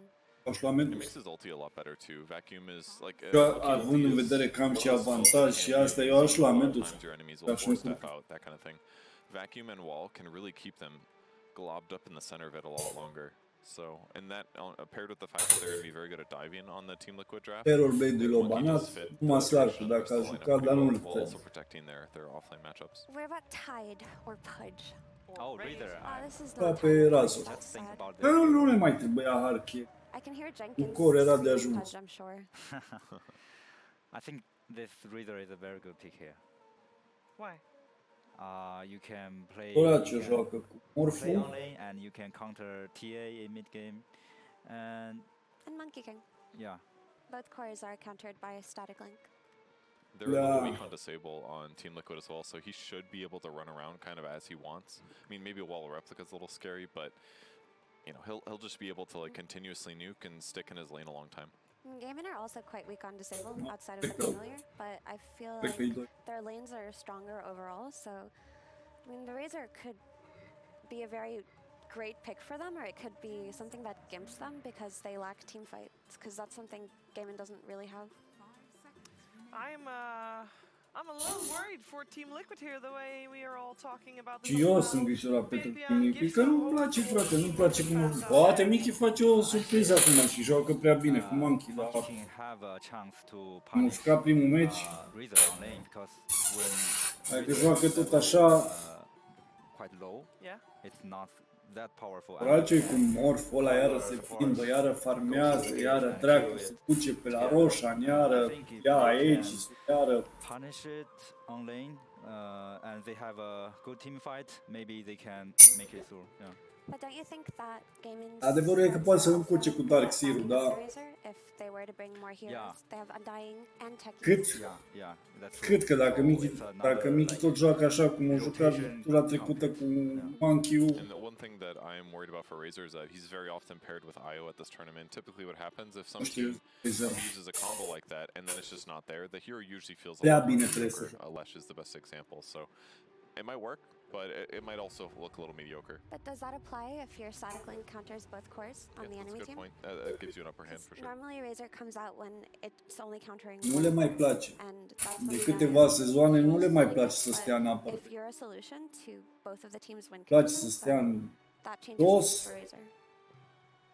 Alright, so there's a Te vine dacă îi bate bine, dacă nu, nu, și se întâlnesc chiar în finală cu aia, cu 100 de puncte diferență la turneu, ajunge din 100 în 100, nici nu știu cât au. The ace of spades has been one of the most high value players this year. Big part of why gaming Ori a avut șansă. Team Liquid a avut șansă în primul meci să facă 1-0, dar s-au prostit. He's going to be put onto a hero that he hasn't played in quite some time. Eu zic 2-0 pentru Team. He played Razor and going all the way back to Mai really bun. when he was playing carry on Team Secret when he played it a lot. So Pe ultimul pic, nici măcar nu s-au simplisit. Gladiators, maybe part of that has been Le trebuia efectiv. that have been revolved Razor. around him and Poți să-ți dai seama, ăla pe Razor. make him pick up something a little bit Putea să ia different. Sirena, putea să ia It does seem to Meduza. lead to a draft advantage for Gaming Gladiators. At least that's what our panel believes anyway. Avery, do you hold the same sentiments? I think it's a little closer. I mean, this is another draft where I feel like you did force gaming a bit out of Da, Ember Spirit, There's no massive Ember fire Spirit, here between ăsta, which I think is oricul, da. like you have to take the downside somewhere against this team. They're way too consistent, way too Cât good. să-i încurci? And I feel like Dacă this nu poate series, să-i I încurce feel the foarte drafts have mult. been Că e ăla cu the most bombițe. interesting I've seen from Liquid in trying to push gaming a little out of that 5-man ball zone and make it favorable for them. Okay, that first game, it didn't go your way. You know, that ball crumbled at a certain point, but I feel like it was more execution than the draft. Sure. And I think in this game, too, I like their chances. I'm not saying they outdrafted gaming or anything here. I think the last pick Razor 2-2 la rune, fără părți Vlad, că n-are the loc. game. At the same time, you have some decent tools to deal with them in the fights, especially if you can get utility on later in the form of Lotus. Pangorenu și cu Dark Seed. Lotus Forstaff are still extremely good versus Razor when he doesn't have the IO to boost him in the fights or help him reclose the gap. On top of that, you have Surge, and on top of the Surge, you have a Breaker and a Rubik, two heroes, at least one of which goes through the BKB, and the Rubik Shard can throw someone away. There's a lot of tools in this game that Liquid can use to break the links. And the second that happens, Razor tends to be a little lackluster of a hero. Yeah. So, in that sense, I kind of like what Liquid have going for them. On the flip side, I do think if you look at these three gaming cores, it's a lot of damage, a lot of Assassin, going into Templar, where Breaker and Rubik are going to Permit. help doing that for a long time in this game. So you kind of have to just build some momentum through the Breaker Darkseer here, in my opinion, and get that massive team fight in the charges, the shells, the surge going for you, and really kite out the Razor and the Morphling. Now, another interesting part that happened in the draft is that Liquid, in some ways, forced Gaming Gladiators to take this Pangolier because they actually banned some of the better counters to the Pango and forced Gaming Gladiators to, okay, in this second phase, you're going to have to pick up this Pango right away. And their idea as a response was Templar Assassin, who I feel like is very middle of the road against this hero, and then the Spirit Breaker, which does have some answers. But there must be a little bit more to this in the matchup that I'm expecting. And a lot of it, I suppose, has to come down to laning phase. I mean, this Templar Assassin, Nisha, big part of their game one win, or excuse me, their game one attempted win, and the way they got the lead was the fact that Nisha was able to win the laning phase pretty hard against Quinn. And he's winning it here again. Really trying to abuse this early level advantage he has and the early region advantage. Bottle comes out way faster here for Nisha than Quinn, and he pushed him off the wave even on those early exchanges. I don't think Quinn's too happy with how these early meld exchanges went. No. This is where you can build that advantage. Îl domină pe mid, pe Pangorenu, significantly ahead. Templar, You get da. ancient stacks to back it up. I think it's something we didn't see in O să-și ia game. Pango matchups where the TA didn't gain enough of a lead where you also had ancient stacks and you could play the fast game. For it. And hits one level more hit. 3 first, and I think he's just gonna leave him. Maybe the Spirit Breaker's coming in with the charge, but because of the bottle, they stop it. Too much region to commit an all kill. You don't want to throw something away here. Sure. He's going to drag the Breaker off the lane, which means Zai is going to get zoned off bottom versus an Undying Morphling lane, a pretty damn tough lane. But they get first blood on the other side. Yeah, Monkey King able to put level 2 Tree Dance to work earlier on this lane and connect for the kill. pretty much an uncommon Allora, build Mickey, for Monkey, but pretty nice when you're getting your damage stolen by Link anyway. Well, nice little pick that up for support Mickey. death does help out Quinn because he certainly needs the refill on the bottle with the way that Nisha is establishing some dominance in this laning phase. So he'll get a refill there and a better chance to contest Nisha. The thing about Pango is that I think it's a hero, when you pick it, you're almost happy if that lane is your roughest lane. Because it's just Pango. Like, this hero can always play from behind, it can always catch up. Now, I don't think it's looked that good at this tournament from that position, at least compared to some of those Pango patches, which you could sacrifice it more. Still, this is going to be one of those games where, you pick this Pango third, you know it's going to have a rough lane, it's going to have a counter pick. You're just making it elsewhere on the side lanes and going to let Quinn come back off of some team fighting. Oh, we got him with the side blades! I saw that lining up in my mind, and it came into reality. Nisha hits him perfectly. He has been with the side blades on this lane the entire time. And that is very frustrating. I can tell you I can tell you a lot of things about Quinn. Okay. Not a lot of them are pretty, but I'll tell you one thing. He hates playing against the side blade spammers. It's one of those things he goes on his 10-minute rant tirades about these TA players that just go and they don't lane properly. They just go to try and hit you with the side blade every time instead of just hitting the CS or the deny. It's so annoying. That's basically the rant right there. And that really was what Nisha was doing. He was ignoring so much of the CS early to be able to hit him with melt strikes or line up side blades hit. And eventually paid off. He got the kill. Yep. So some extra mental frustration for Quinn there was my ultimate point in that rant. I mean, Liquid kind of need to apply that mental frustration because I'm sure they're experiencing their own mental frustration after the breakdown in Game 1. And this is a huge level advantage on mid too. You have a level 6 TA to a level 4 Pango here. If you can get the power rune on Denisha, get some Ancient Stacks for him, he might just take this game over. You got to remember, that Game 1 was still very dominant from him. He was 9-1, 10-1. He won mid lane. He killed Quinn as well in that lane. Nisha putting on some moves here. A nice skirmish in the river. I don't know if this is very favorable for Zai, but he will get out at least. Yeah, Duraccio doing a really good job. I think this is one of... Duraccio's aggressiveness is a double-edged sword for sure. Zai is going to kill himself on neutrals, apparently. The... double-edged, right? His aggression. But it really pays out in games like that Slark in the Game 1 we see, but it also really pays out in the laning phase very often, where he really helps his support win some of those matchups. Îmi place cum joc. Playing into that river area Parcă e the Morphling. din alt joc. Sare aiurea cu and Liquid both setting up for it here, though the extra hero is going to be on the Gaming Gladiator side. The Techies is well placed top lane. And you don't have Rolling Thunder for this fight. This is so greedy by Quinn. He's going to be slowed up a little bit here. I can't believe he gets that. Not healthy enough to be able to charge in. That is not a rune Quinn should be getting versus a breaker that can get shelled up, and versus Nisha with the full level advantage in traps versus no Rolling Thunder. Risky move pays off for Quinn. He snatches the arcane away, and these two supports not connecting in the way Liquid wanted them to around mid. And Zai has just kind of been left to the wolves down here. This is not a good matchup for Darkseer. You just get out CS. Morphling can always regen burst the shells, and then he's not found a lot of CS. 11 for Zai. Duraccio has 13 deny, so... Do we have stacks up or anything? Is there any way for this Darkseer to recover? I mean, he'll eventually recover when the heroes start moving around. Stacks-wise, no, there's nothing up for Liquid yet. I mean, is Morphling a hero to move around, though? I think he might be stuck in this matchup for a long time. Mi se pare haotic. Yeah, Gaming do not have much incentive to make this game chaotic. I think they're very happy playing the lane matchups outside of maybe Quinn, who might try and, gank a side lane. Oh, Genga Monkey. Gonna be caught by the gank. The rotation from the supports with the tombstone out. There is no response from Liquid here. And this is what this draft is designed to do. Make the static lanes in favor of their two side laners who are just gonna out-CS Liquid's cores with the levels here. Level 5 for Ace, way too much for Mickey to handle. Nu-mi place cum fac around ganks right now. Like the Rubik Breaker really want their ults. They really want more levels on the Darkseer to power up the Breaker as well. A lot of that is just... Și să joci cu de două ori cu Monkey în două în row și să pierzi. Monkey. See if he can pay it back with some fast fighting items. Darkseer-ul moare în turn. They have to put a support in an extra support in that top lane to kind of like push back against the Razor aggression.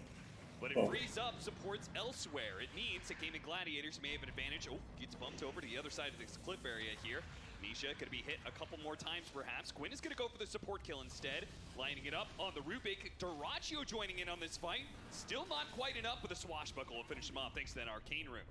As Arcane Rune's doing mad work. Did not get the shield rune though. Zai coming in through the side. It. He hits the vacuum onto a lot of heroes with the ion shells, but he did come in through this fight half health. Look at Mickey. He has tree danced his way all the way across the map to join in this engagement. Everybody coming mid lane, both carries, and it will be Gaming Gladiators who end up with the kill lost there. Liquid get it 2 for 3.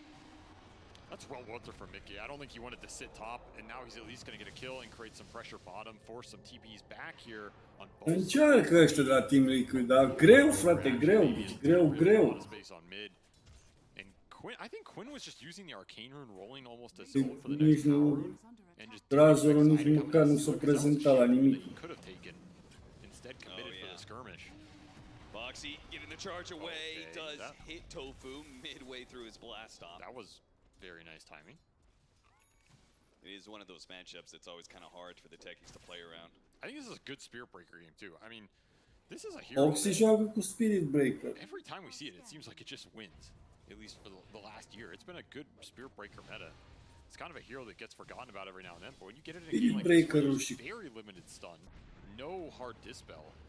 You get to later levels on the Breaker, Surge, and Shell, and he's going to do some damage. He's going to mess with Wukong's command going to be using the top lane with the charge already set up onto Ace.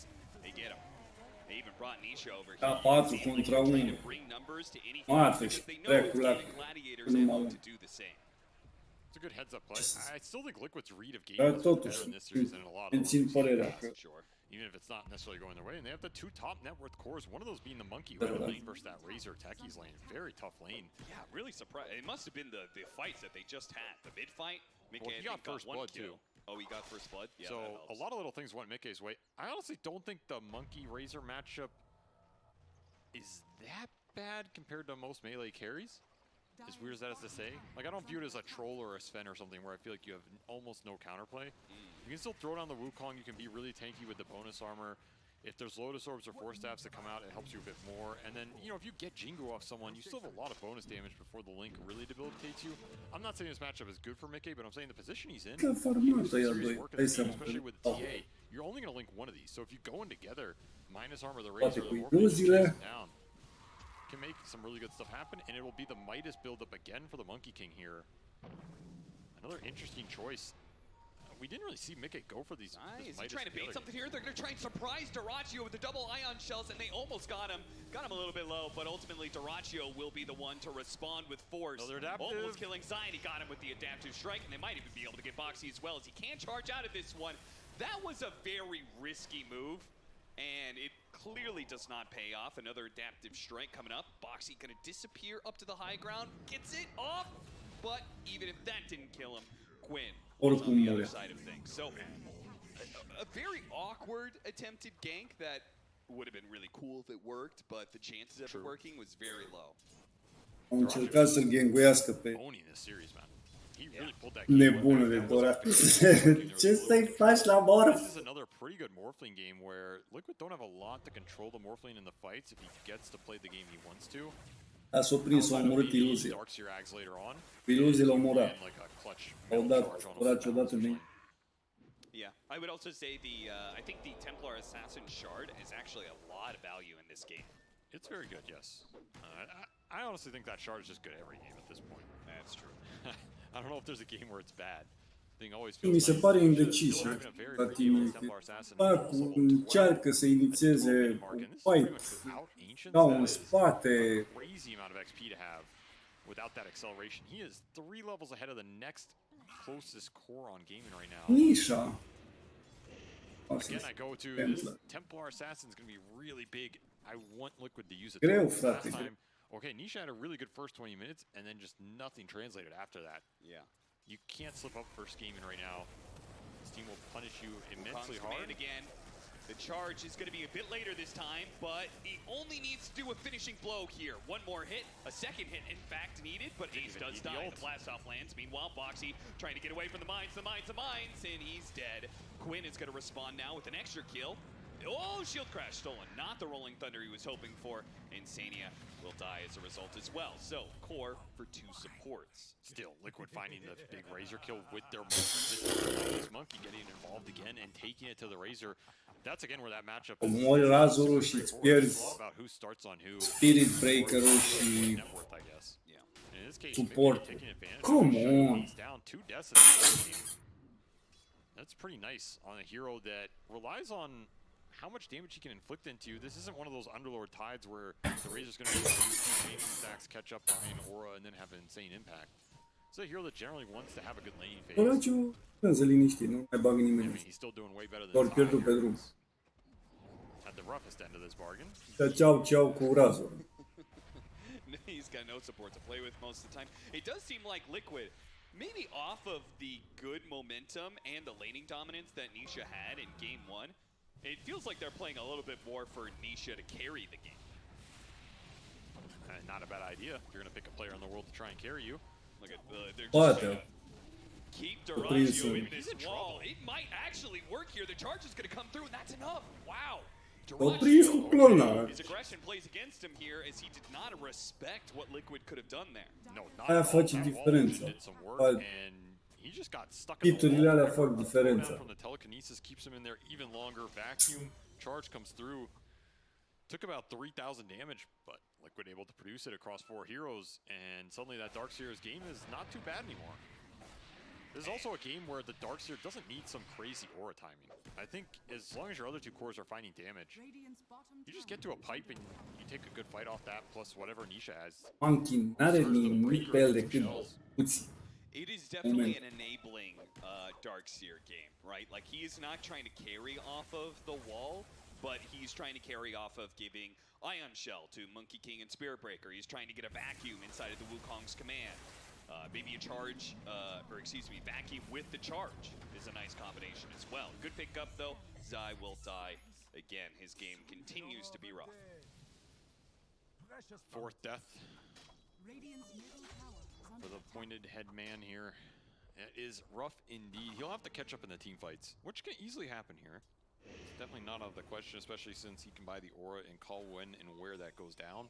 Diffusal for Quinn is going to be his time to try and pick up the pace. Mana Burn's also going to be pretty solid in this game, as well as these lucky shots. You land some disarms on the TA and the Monkey, might just win you a team fight. All right, Avery, if somebody calls GG right now, it'll be the shortest game of the tournament. It will also be the biggest inquiry we've ever seen in Dota. Oh, a TA trap on the high ground. He's going to spot Celery as well. He's going to get a tombstone out on the high ground. They are not going to be able to save that Undying. Nisha's going to take some damage in the tournament. And the Monkey King is here as well. They're going for the kill on Duraggio, and they have him as well. Liquid, once again, coming off of a tot cu iluzie, că tot iluzia face un pic de diferență. For them, second death on this Morphling in a game where you didn't really expect them to die. And 6 charges on that Deso already for Nisha. Walks into a haste room. Ace, you gotta be careful.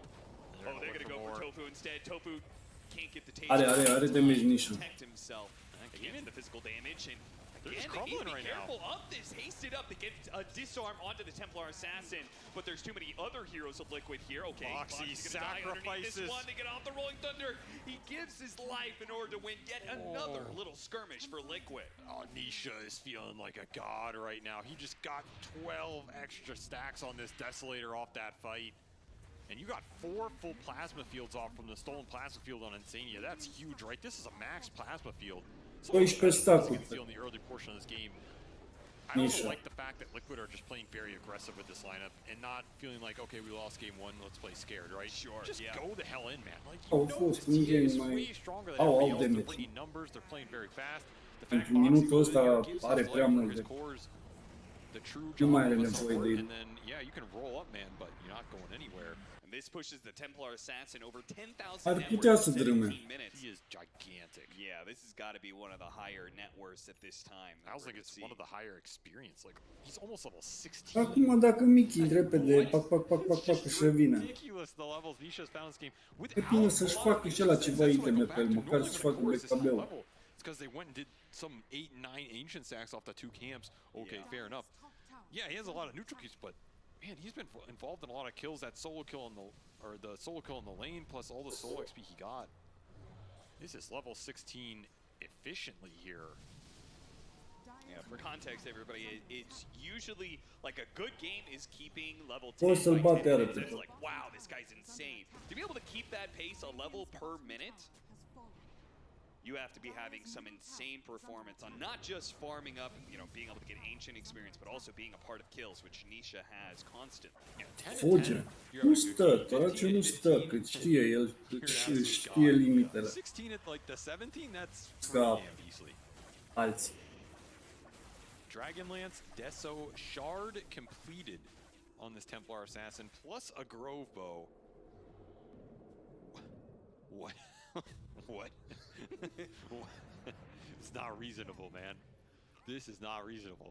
Gwyn, he might be baited by the fact that Boxy cancels his charge and won't be expecting more heroes to be here. TV get off the Rolling Thunder. Tofu's going to try and clear some way. They have a stolen charge out from Duraccio. He morphs into the Spirit Breaker kill. And Nisha is struggling to put damage onto a single hero. Gets disarmed by the Pango. Something he's going to have to deal with all game long because he's also going Heaven's Halberd. Stolen charge, going to commit onto the Darks here. Turn around, can't even get off a vacuum there. And Mickey gets off the Wukong's command with nobody inside of it. Now he's stuck here, and Liquid are being corralled around. Meld hit. That's a lot with the monkeys. Oh, it is a lot with the Boundless Strike landing as well. The telekinesis is going to allow Mickey to be able to get into the trees. Nisha has refraction, so he should be kind of fine here. Or maybe not. Celery, they're going to keep chasing after him. Nisha into the trees, turns around. Oh, that was going to be a bit of a whip there. And Tofu to deliver the final blow. All that TA strength, you get a Quinn Pangolier out of it, and that's all. And then you end up losing that streak to Ace, who just recovers so much gold off that fight. That's a 1,000 gold kill. All that XP going back into the game in cores. Liquid just so awkward on that engagement. They do it a wall, they do it a Spirit Break gold, but they didn't want to commit in with the blink on the Templar Assassin, probably for good reason, because you're doing it into a Tombstone and a Techie's counter initiation. It's just where's the follow-up? These meld hits hurt. You just gotta be able to commit into the fight, and the fact that Zai just gets 100 to 0 here is pretty ridiculous, right? Yeah. Even through a pipe. And this is a matchup problem here. Morphling combining against a Spirit Breaker, turning into him, getting bulldoze on a Morphling, whose status resistance is crazy good on this hero, being able to charge on in, just like he did in Game 1 to turn that game around with the Slurk. He's going to lead the charge for Gaming Gladiators, and Liquid may not have the tools to respond. I mean, that is the biggest upside of the very aggressive carry gameplay that you see from some of these guys over time. Okay, it might throw you a couple of games here or there, but I feel like it wins you way more games from a behind position than almost any other play style. Because when you're behind, you need to find numbers advantages. You need everybody to come in and burst big 4 targets down to get everybody re-involved, and that means you need your carry player at those fights. The carries that play AFK are very passive. Da, joacă la I don't stake-uri. think you win those games where you fall behind in this. Crește, Toraciu iar încet crește. Acum la roș. This is a game they're down 7k, 8k, 9k, and they bring everybody to the fight at the right points in time to find these big recovery kills. And that's something Duraccio will always give you. It's a reason they tend to come back more than almost any other team. Something that gets overlooked a bit. And it's being put to use here in this series as they recover some of the levels. Nu au damage, cine știe ce, așa de cum pare. Down by a couple thousand in the last few minutes. Still, Dar îți mai tanky. Pretty powerful here, Yeah, but they're good. I think they would have preferred Grab Ally over the Taser being used. I mean, there is only one Grab Ally. Da, s-au dus ăștia de la Team Liquid. Not much is going to be stronger than that. Liquid are going to be able to take Roshan for themselves. Da, nu o să aibă nicio problemă. Ca și data trecută, nu ei au luat prin Roshan, după aia e. It's a good age just to get to, because now it means Nisha can go in with this blink aggressively, even into a Tombstone or something, and maybe help commit on a big core while the stuns are out. You also have Mech and Pipe done for Zai, so he's recovering pretty decently here.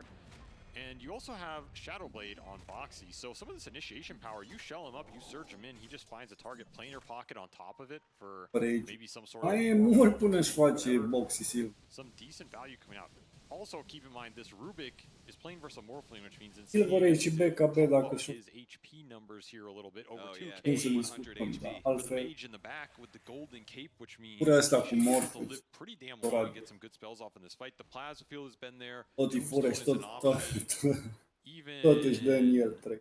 Yeah, that's pretty much it. Okay. I mean, if you get mines off techies, it's pretty good. But I'll be honest. Yeah, if you get Rolling Thunder, that probably shouldn't happen either. Yeah. If you get some of these ults, you're going to be really happy. But you, in theory, isn't getting anything crazy. But either one of those will be very nice. Little dust action. Can they catch him is the question. No. Fades away, trying to land the blast off, but Boxy is ahead of them here. He goes for the TP out. They spot him. The adaptive strike cannot come fast. Ce-o scăpa Boxy. Ce bă de aici? The charge on bottom too. This is a charge Liquid could commit to. The mine does kind of give Celery a heads up here. I mean, they know the chances of getting all TP in. Once again, Boxy just making a little move that forces a reaction out of Gaming Gladiators. These little things are nice. It means you have to play a bit more scared on the lanes. Gaming, if a fight breaks out or Liquid want to smoke, that engagement's just free. TP's missing on the Razor and the Morphling. Ideea că de la ăștia farmează doi. De la game. Azurul cu Morph. De la ăștia alți, e numai Templar Assassin-ul care farmează. Ăia alți combină bați. Nu știu nici ce face, mă, n-aia și-o BKB-ul, are BKB-ul. Are și boots. Are și prostia aia care dă două. Dar nu știu dacă ajunge. Bun, ok, pentru roboțel, da, ajunge. Rocește, dar trebuie să dea ultimată. Fără ultimată nu merge cum. You're not finding too much in terms of pickoffs on the map right now. Even though you do have this Spirit Breaker, and in theory, your pickoff is pretty good. Are dagger-uri. Yeah, 4 Gossamers will also not help your Meld Strike capabilities here. It's honestly, Templar Assassin, I think, would be seen so much more if it wasn't. That neutral item didn't exist. It kills so much of this window. 11 taure, dar kind of just sucks for Nisha. Poate singur. That's some good RNG for GG. Da, la Dark Seer-ul nu știu pe chiar n-am văzut. Also pretty nice versus the monkey too. Yeah. You cannot miss the normal punch though, right? So if you get there. BKB is now done. So Nisha agrees with your assessment. Better to get that team fight item, so when the Aegis expires, they are still strong. And some defensive items coming out for Gaming. You have this Halberd on the Razor. This item goes both ways, but generally it's a bit more defensive to finish it. And Hurricane Pike, they're going to try and burst down the Pango. They got him. The Taser could not save him. The BKB helping Nisha. Able to clear through that debuff pretty quickly. Dă damage bun. Dă damage bine. O mă așteptam Monkey să facă. Templar asta. La fața urât de tot. That's the type of jump Liquid are looking for, and it's going to be a problem for Gaming this game. As I said, it's a... Păi ajunge să dea doar porc cu un beș. Care gândere. Acum. He's going to get off the Wukong's command, try and run his way backwards. Ace, he wants to commit, but the vacuum wall is beautiful. Brings the heroes away from the monkey. Inside of it. Now they're not strong enough to be able to chase after Gaming Gladiators, but... Am noroc cu Dark Seer-ul, că dacă nu vedea Dark Seer-ul, dea speed. Ca să-i dea un game. Who's going to jump onto Nisha? 35 seconds left on that Aegis, so Nisha, he's probably going to die here, but his team needs to get to help. Insania, great saves. Mickey found the strike, but the Aegis does go down, and Quinn's going to line it up now. They know no BKB for some of these heroes for this fight. This Templar Assassin is dead, and there's nothing Liquid can do. Facă bine ăștia. Facă. Ăștia, nu știu, mie mi se pare ca și echipă, ca și team, mie mi se pare Gaming Gladiators mai coordonați, mai... Nu știu. Știu, frate, știu când să atace și nu se dau în spate ca și... Da, în unele momente trebuie să dai un pic de... să dai în spate, dar... Nu știu, Morinisha, mi s-a părut că Morinisha cu Aegis. Duraccio is going to force as many objectives as quickly as he can. Backdoor the bottom tier 1 and take over this ancient area. Maybe go for the Wisdom Rune as well. That's going to spawn in just 15 seconds. Very efficient. Yeah, he's having a very good game here. And outside of those 2 deaths early, it's been pretty smooth for him. He has very good matches with TA. And I mean, the monkey Joacă bine, mă, joacă bine, că tot se transformă. Nu rămâne. Morfează. When you can turn into the Spirit Breaker, though. Yeah, that definitely is pretty damn nice. And that's why Boxy is trying to build towards the Lincolns. He knows how important this matchup is because if you get Ags, Spirit Breaker, or I'm not sure if you want to use that because of the stat steal aspect of it, but being able to have the Ags charge is pretty crazy on Morphling. It's definitely a good steal. Daracho's going to be thinking about this game. I still think he can just steal TA or Monkey. They're both pretty good. I mean, the stat steal is nice, but getting a refraction on this hero, pretty damn good. Maybe not first the Ion Shells, but first the rest of it. And also just stealing Monkey King, being able to hop around. Yeah, if you steal the stats from one hero, you steal the damage from the other with the Razor static link, you are neutering their carries. Gaming are just gearing up for the physical man fight here. All Prea those ușor Gospel farmează, Caves, prea the ușor Hercule farmează. Halberd, the Taser on Techies. It's a lot of disarm and slow, even Elven Tunic on Daracho. Everything is just aimed at Ar putea să iasă ceva acum, physical battle between. trebuie să-i prindă, să-i adune la un loc. Uite, acum l-a prins. Thought he was fine to be able to scout, but a high ground ward and a sentry linked with it Da, means l-a that prins. they will lose not only him, but possibly Tofu as well. Boy, that was the first. Mine stolen from Insania again as well, so he's going to put a bunch more of these out. Man, that ward was all from Boxy pushing in that top lane earlier while Nisha died. Killing that tier 1 top, opening up this space. Gets rewarded later on. 13k gold for Liquid, a lot of it on their 2 big cores, but also a lot of it on those supports who are going to continue to scale pretty nicely in this game.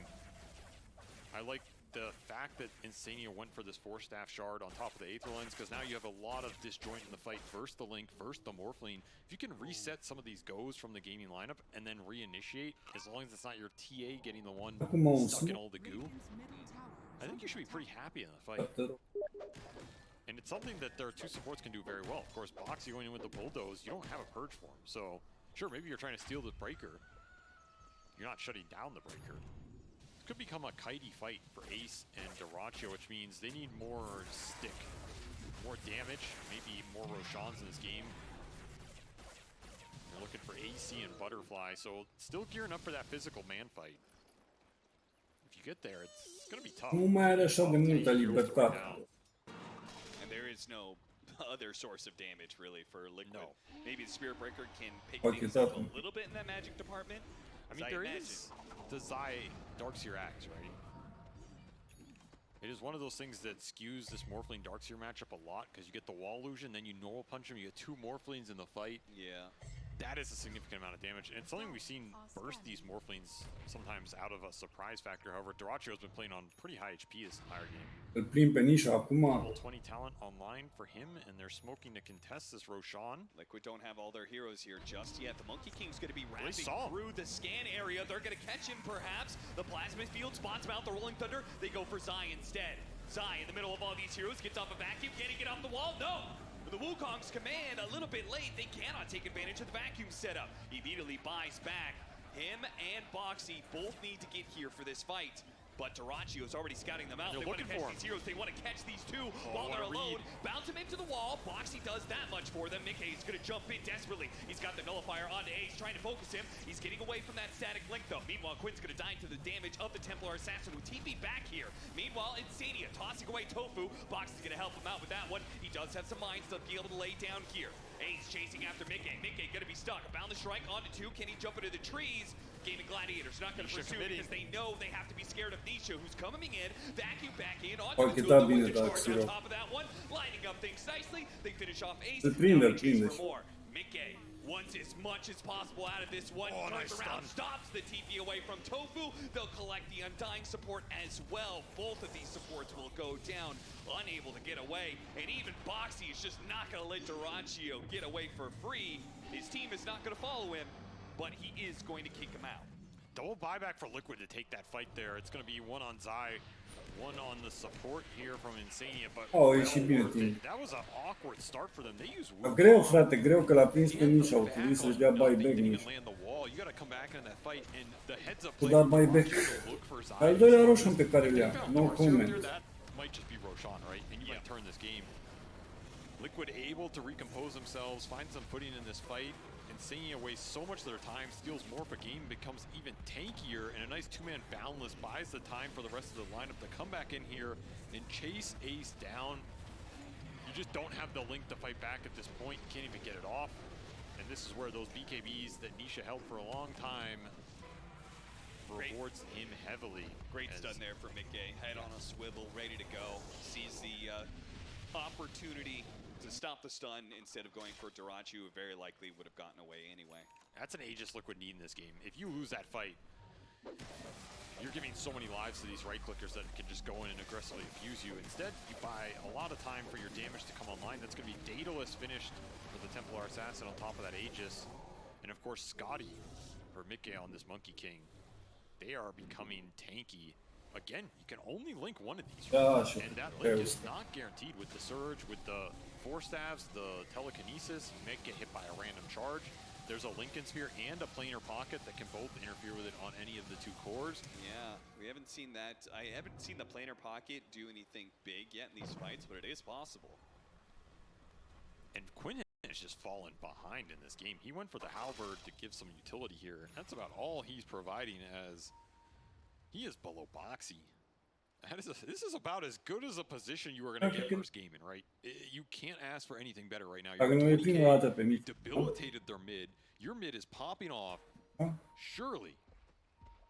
You could be a range barracks up on them. Surely this is a game Liquid will take. Damn your range racks. Gaz ăștia de la team is continuing to become tankier and tankier. He morphed even more to strength, and now he's stolen decay. He thinks he's playing Primal Beast here with his strength gain. A strength game in the game, you know.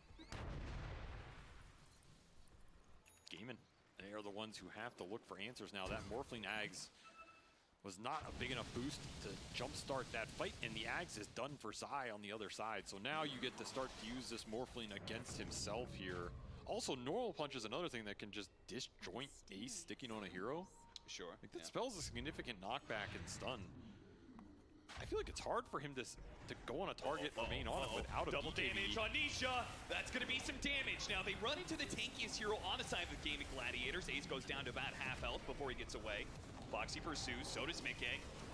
Mickey opted to go for Darachu. Here's trouble. He's getting knocked around like a pinball. Tras din ultimatul, dar e mai bine că l-a tras din. He's dead. Celery chased after him, trying to save his carry.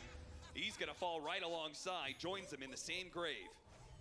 The aggression did not work for Darachu in that fight. Sure, you steal Templar Assassin stats, you get some Refraction, but Refraction cannot walk you out of Wukong, Nullifier, Vac back into the punch.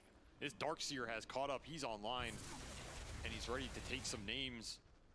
A slow start for Zai, but it's starting to pick up here. And all of a sudden, this game is just exploding out of control as Gaming are looking for any sort of teamfight presence. I want you to know, Avery, the last time you said that about Zai, he did immediately die. Se duc atât. 18 minutes in. Yeah. Darkseer's not in too bad of a place, beginning to catch back E up. pe mine. Yeah, well, I believe in Încearcă și ăla de joc, da. Insania catches Aia. Ace again, the tankiest hero, but they're going to go for him anyway. Poate. Convinced that with Darachu gone, they can maybe get the kill, but no. They do manage to reset away from the Rolling Thunder, not too bad. Quinn is taking a ton of damage, bounced back by the Spirit Breaker. Still not quite enough unless the side blade hits. No. Fai cum a scăpat Pagman. Te văd de aici. To see another day, and they will live long enough for Darachu to come back and save the day, perhaps. And look at the range on this Templar Assassin, man. He's outranging a tower. Is this fair? This is balanced. He's almost level 25, too. This is a huge talent to hit. The refraction charges are good this game, right? What is breaking it? Another back into the stun. Nu îl lasă. Are cum să-l. Darachu has to use the waveform to jump away while Ace jumps into the fight. Wukong's command is going to force both of them backwards. The Spirit Breaker can knock him back into that. Now the normal punch will... A ținut în ultimata la Monkey, de l-a zăpăcit. Nu mai știu de el. And once again, Celery Nu, e GG, e un... Nice. Once you're Dar ăștia nu se lasă, nu? it's really hard to get out. Boxy is just having a free-for-all with these charges in the Lincoln Sphere. There's no control for the Breaker. This Undying Techie support duo feels useless in these fights as Liquid are just running him down with HP out of control, stuns out of control, and you don't have BKBs on gaming. You still don't have them, so you can't stand your ground. Keeps on finding the opening here. The buyback now from Dyrachyu. This must pay out some dividends, but Dyrachyu immediately has to. Oh, and he got back out of that way. E frumos a tras Dark Zero pe Toraciu, a vrut să scape și-o dat valul și o vrut să scape Toraciu, dar l-o tras. E jet, man. Struggling to get back to his fountain. Liquid say, hold up guys, wait a minute, we're getting a little bit close, let's not throw this. And back to the second lane of barracks, which they will claim. There is still a tier 2 se duce cabale spre ei. of the map, but Liquid may just want to go through the tier 4s and straight for the Ancient. Buyback now on Quinn. That is a swift blink Templar assassin right here. He's going to take your buildings very O să-l piardă. fast. Last team fight, you don't have your Morphling for it. You don't have a N-ai damage, man. Back in with a vacuum charge. Beautiful setup. Mai bine dă call. He cannot get out of the Wukong's command this time because it's a level 25 Monkey King. The extra big range allows them to be able to zone out G.Gladiators. A buyback on Ace. They're sticking on to Mickey. Hit him on forward. Staff turns around and looks like the damage is overwhelming. He may have stolen the damage away from Mickey, but there's still the Templar Assassin. The shots coming in. Ace nowhere to run to and nowhere to hide. Team Liquid will even out the series and give themselves a chance at redemption. Au jucat bine nișa, bă. This is going to be a spicy game 3 right here because you know Liquid, they have some confidence right now. They have some momentum. They've been looking for the wins. Că da la Queen un pic pe mid. L-a învățat un pic de Dota. It seems like they're figuring some stuff out because again, I feel like in both these drafts they took gaming off some of the Și fără help, mă, că a fost game lui de câteva ori cu scăpat. Some of the utility just feels a little off right now, and that's a window to win some of these fights, as well as Nisha just popping off in both games, right? Against this Pangolier, it is an opening. You can take advantage of this hero, you can win the matchup, you can abuse him, you can have a really fat mid, which Liquid had in both games. The first one you throw it, the second one... Nu zici că ăștia de la gaming aici chiar ok. Părerea mea că ei pierd când Raciul ăsta se bagă ca pe ea se bagă și se duce ca în That felt like the nail in the coffin. Like, you just can't win these fights when this Breaker is getting 3 or 4 charges off and bouncing people back into the Wukong into a normal punch. See you later. Mentality could make the difference here in this series for Team Liquid. Do they go into this game 3 and fall under the trap of the mental block that they struggle to close out series against G.Gladiators time and time again? Or do they go into this with confidence that they maybe should have won Game 1 and they did win Game 2 and they can push through? For that, we'll have to wait and see. So we'll get some commentary from our analysts. Thank you. Thank you very much, Captain SPG. Can they take the series? That's the main question. We're going to answer it in Game 3, but let's focus on this second game first because a lot of things happened. I'm joined by Purge, by Effie, and Faith Beyond. Faith Beyond, at the end of that draft, I asked you, like, what does Liquid need to do in order to have a shot this game, as it looked like it was going to be a good game for G.Gladiators. But you said all they need to do is this Razor. This Razor needs to die. And he... Yeah, and also Liquid, they show their team fight power. And also Nisha punished the mid lane again. He solo kill Queen and he keeps leading the net worth and dealing so much damage in team fight. And also I think gaming in this game, they put themselves into a difficult situation, which is no hero for Ace. And like Effie said in draft, they should pick Beastmaster. And they didn't, Effie. They didn't listen. Yeah, I mean, they had an idea with the Razor that I can really respect because it did look like a good Razor game in terms of core-to-core matchups, but he wasn't enabled enough, I suppose. The odd thing is, I feel like Morphling had a really great lane, so there were a couple of dusts on Morphling's side that kind of threw away the really great lane that they gave him. We even had BSJ saying in the green room, like, Dyrachyo's lane went so well, he doesn't know what to do with himself.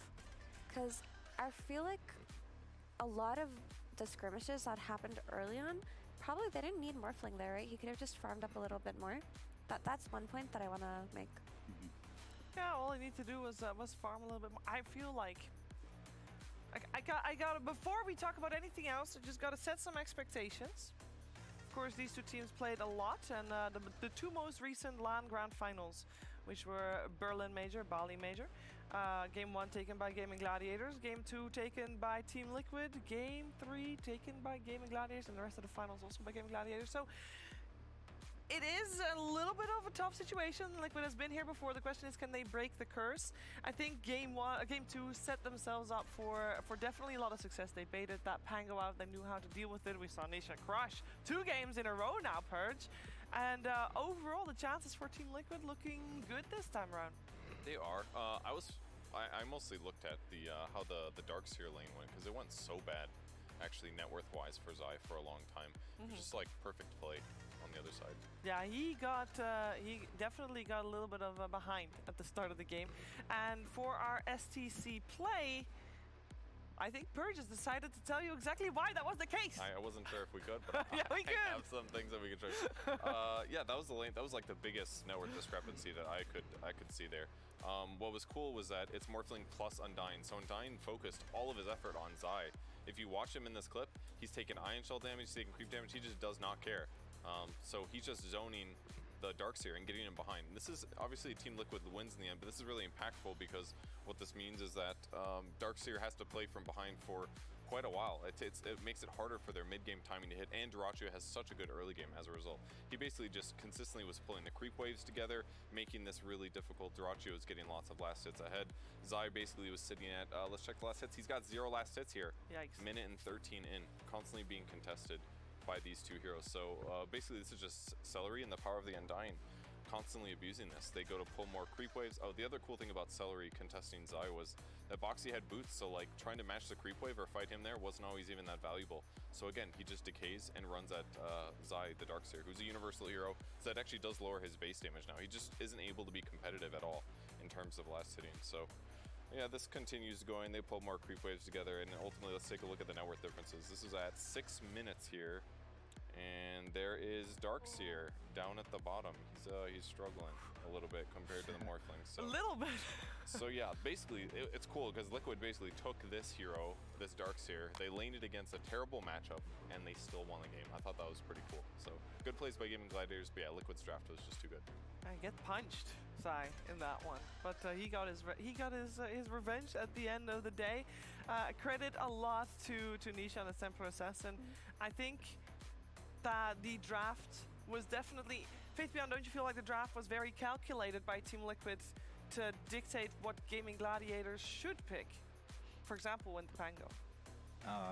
Yeah, and also Liquid just, they won't go to team fight. And also, yeah, I think it's calculated because at last pick, they banned 2 offlane hero, Meepo and Beastmaster. Yeah. And they know there's no hero for Ace, and maybe they also know they will pick Ace for something like Razor to playing on lane, and they will win the team fight. Yeah. How much, Effie, do you think this is based on first pick going the way of Team Liquid? We saw both teams that had first pick being victorious here. How much of a part does that play? I think that honestly, Gaming were in a good position in this draft to pick what they needed because they had second pick and a lot of their heroes still in the pool. They prioritized Morphling in their draft on 18 over the Beastmaster, which I think was really great given all the heroes that were shown because they valued how hard the Morphling would crush the Darkseer. But unfortunately, like looking back at this game, it turned out to be a wrong call, so maybe in Game 3 they'll shift more priority onto securing Ace's hero early on. Another thing is I feel like Gaming Gladiators after this game should respect that Nisha is in top form. Yeah. Like he has been in top form this series. He crushed the lane in Game 1, even though they lost, and he crushed the lane in Game 2, and he counterpicked the Pango with a TA. So picking the Pango on 15 when they could have, in theory, drafted something for Quinn on 18 or 24 is also something that they're most likely going to adjust in Game 3. I'm very curious to see what that is. I'm also very curious to see what Jenkins has been up to, because I have no clue. Hello, I'm here from the stage. I was going to be a reporter and follow Team Liquid, but they went to do some Liquid. They went to the bathroom. They did win. They did win. Although they didn't look too happy about it, I will say. I would believe because they're against Gaming Gladiators. This series has not been easy for them. They probably feel like they should have won game 1. But that's Gaming Gladiators for you. They can kind of always take the game. Anyway, here we have the beautiful stage from this angle. Team Liquid won. They're going to be getting set up on their computers in just a second here. And we get to see a game 3 between arguably the 2 best teams in the world. So let's get into it. Back to the panel. Let's get into it indeed. There's a lot of talks that need to be happening right now.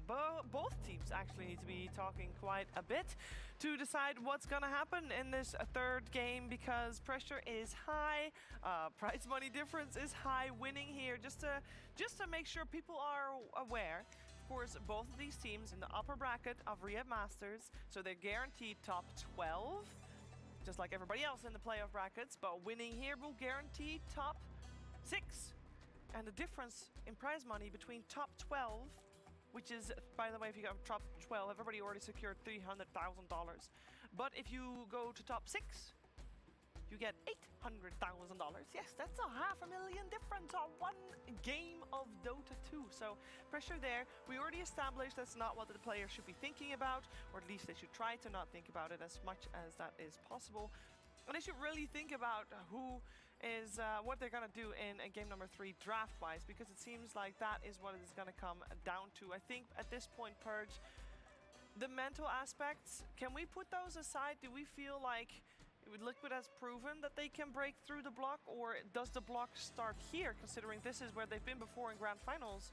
And this is where they've lost every time in the third game. I mean, breaking through the block in terms of like win-loss is very difficult, but I think what's really cool about what they did is they allowed the losing matchup, it went bad, and they still won anyways. Like that's a really good draft advantage that you can take, knowing like, okay, maybe this hero might get counterpicked later, but we can save the bans for someone else because Zai's so good at coming back, because he's so good at playing with low net worth that he can use his impact despite having a rough lane. That's a big draft advantage, and that could really help Liquid's mentality, at least for Zai. Yeah, you see them here on the other side. Gaming Gladiators making their way back to their seats. So Team Liquid has made adjustments, Faith Beyond. What do you want to see Gaming Gladiators do in this game? Assuming, I mean, we don't know for sure, but assuming they get first pick? Yeah, I think first point, like Effie said, they maybe need to try to get ace hero first. Yep. And also I think they need to focus on a little bit more focus on team fight, because Liquid obviously Liquid very focused on team fight in this series. And before, I think because they will pick ace pick hero like Underlord or Beastmaster for ace, and you have some team fight. So I think maybe they should pick hero like this earlier in draft. Yeah, I would agree with that, but also the point that I mentioned earlier about maybe a more favorable mid matchup for Quinn, because it's gonna add up. If Liquid are playing like this and drafting like this, picking Pango into unfavorable matchups is gonna bite you in the rear end. So out with the Pango. You want to see something different? Not necessarily. Like if your first pick, I think picking Pango on 8 is not a bad idea and protecting him with 3 bans, but picking him on 15 where you got T8 on 16, maybe not something that they're going to repeat. Yeah, and previous game, of course, I mean, not previous, but the first game, we saw Pango counterpicked by an Ember Spirit as well. So yeah, both games, it seemed like Quinn maybe a little bit too confident. Let's go with that one, a little bit too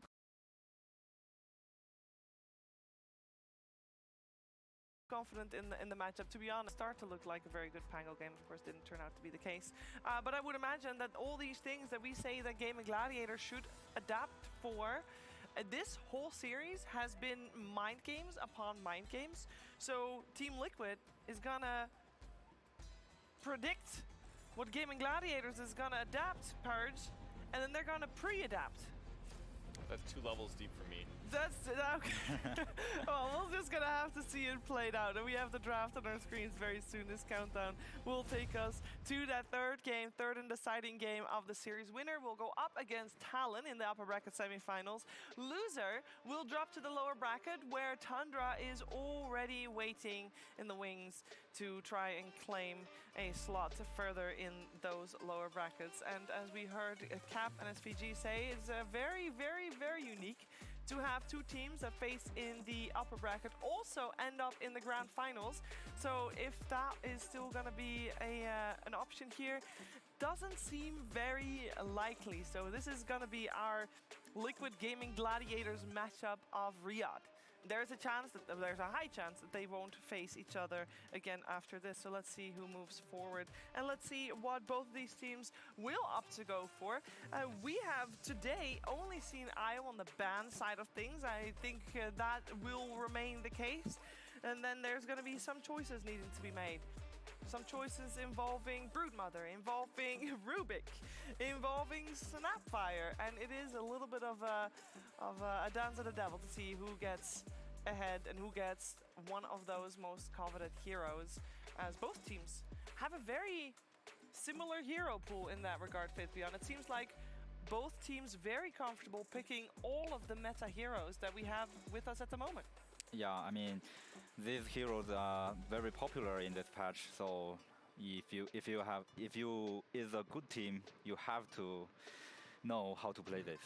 Yes, this is why these two teams are in the upper bracket. We have some eliminated teams that might have been a little bit too far behind on the more popular picks.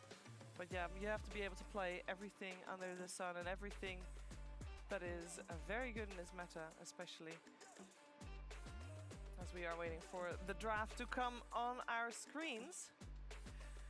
There are some lobby issues, as there always are.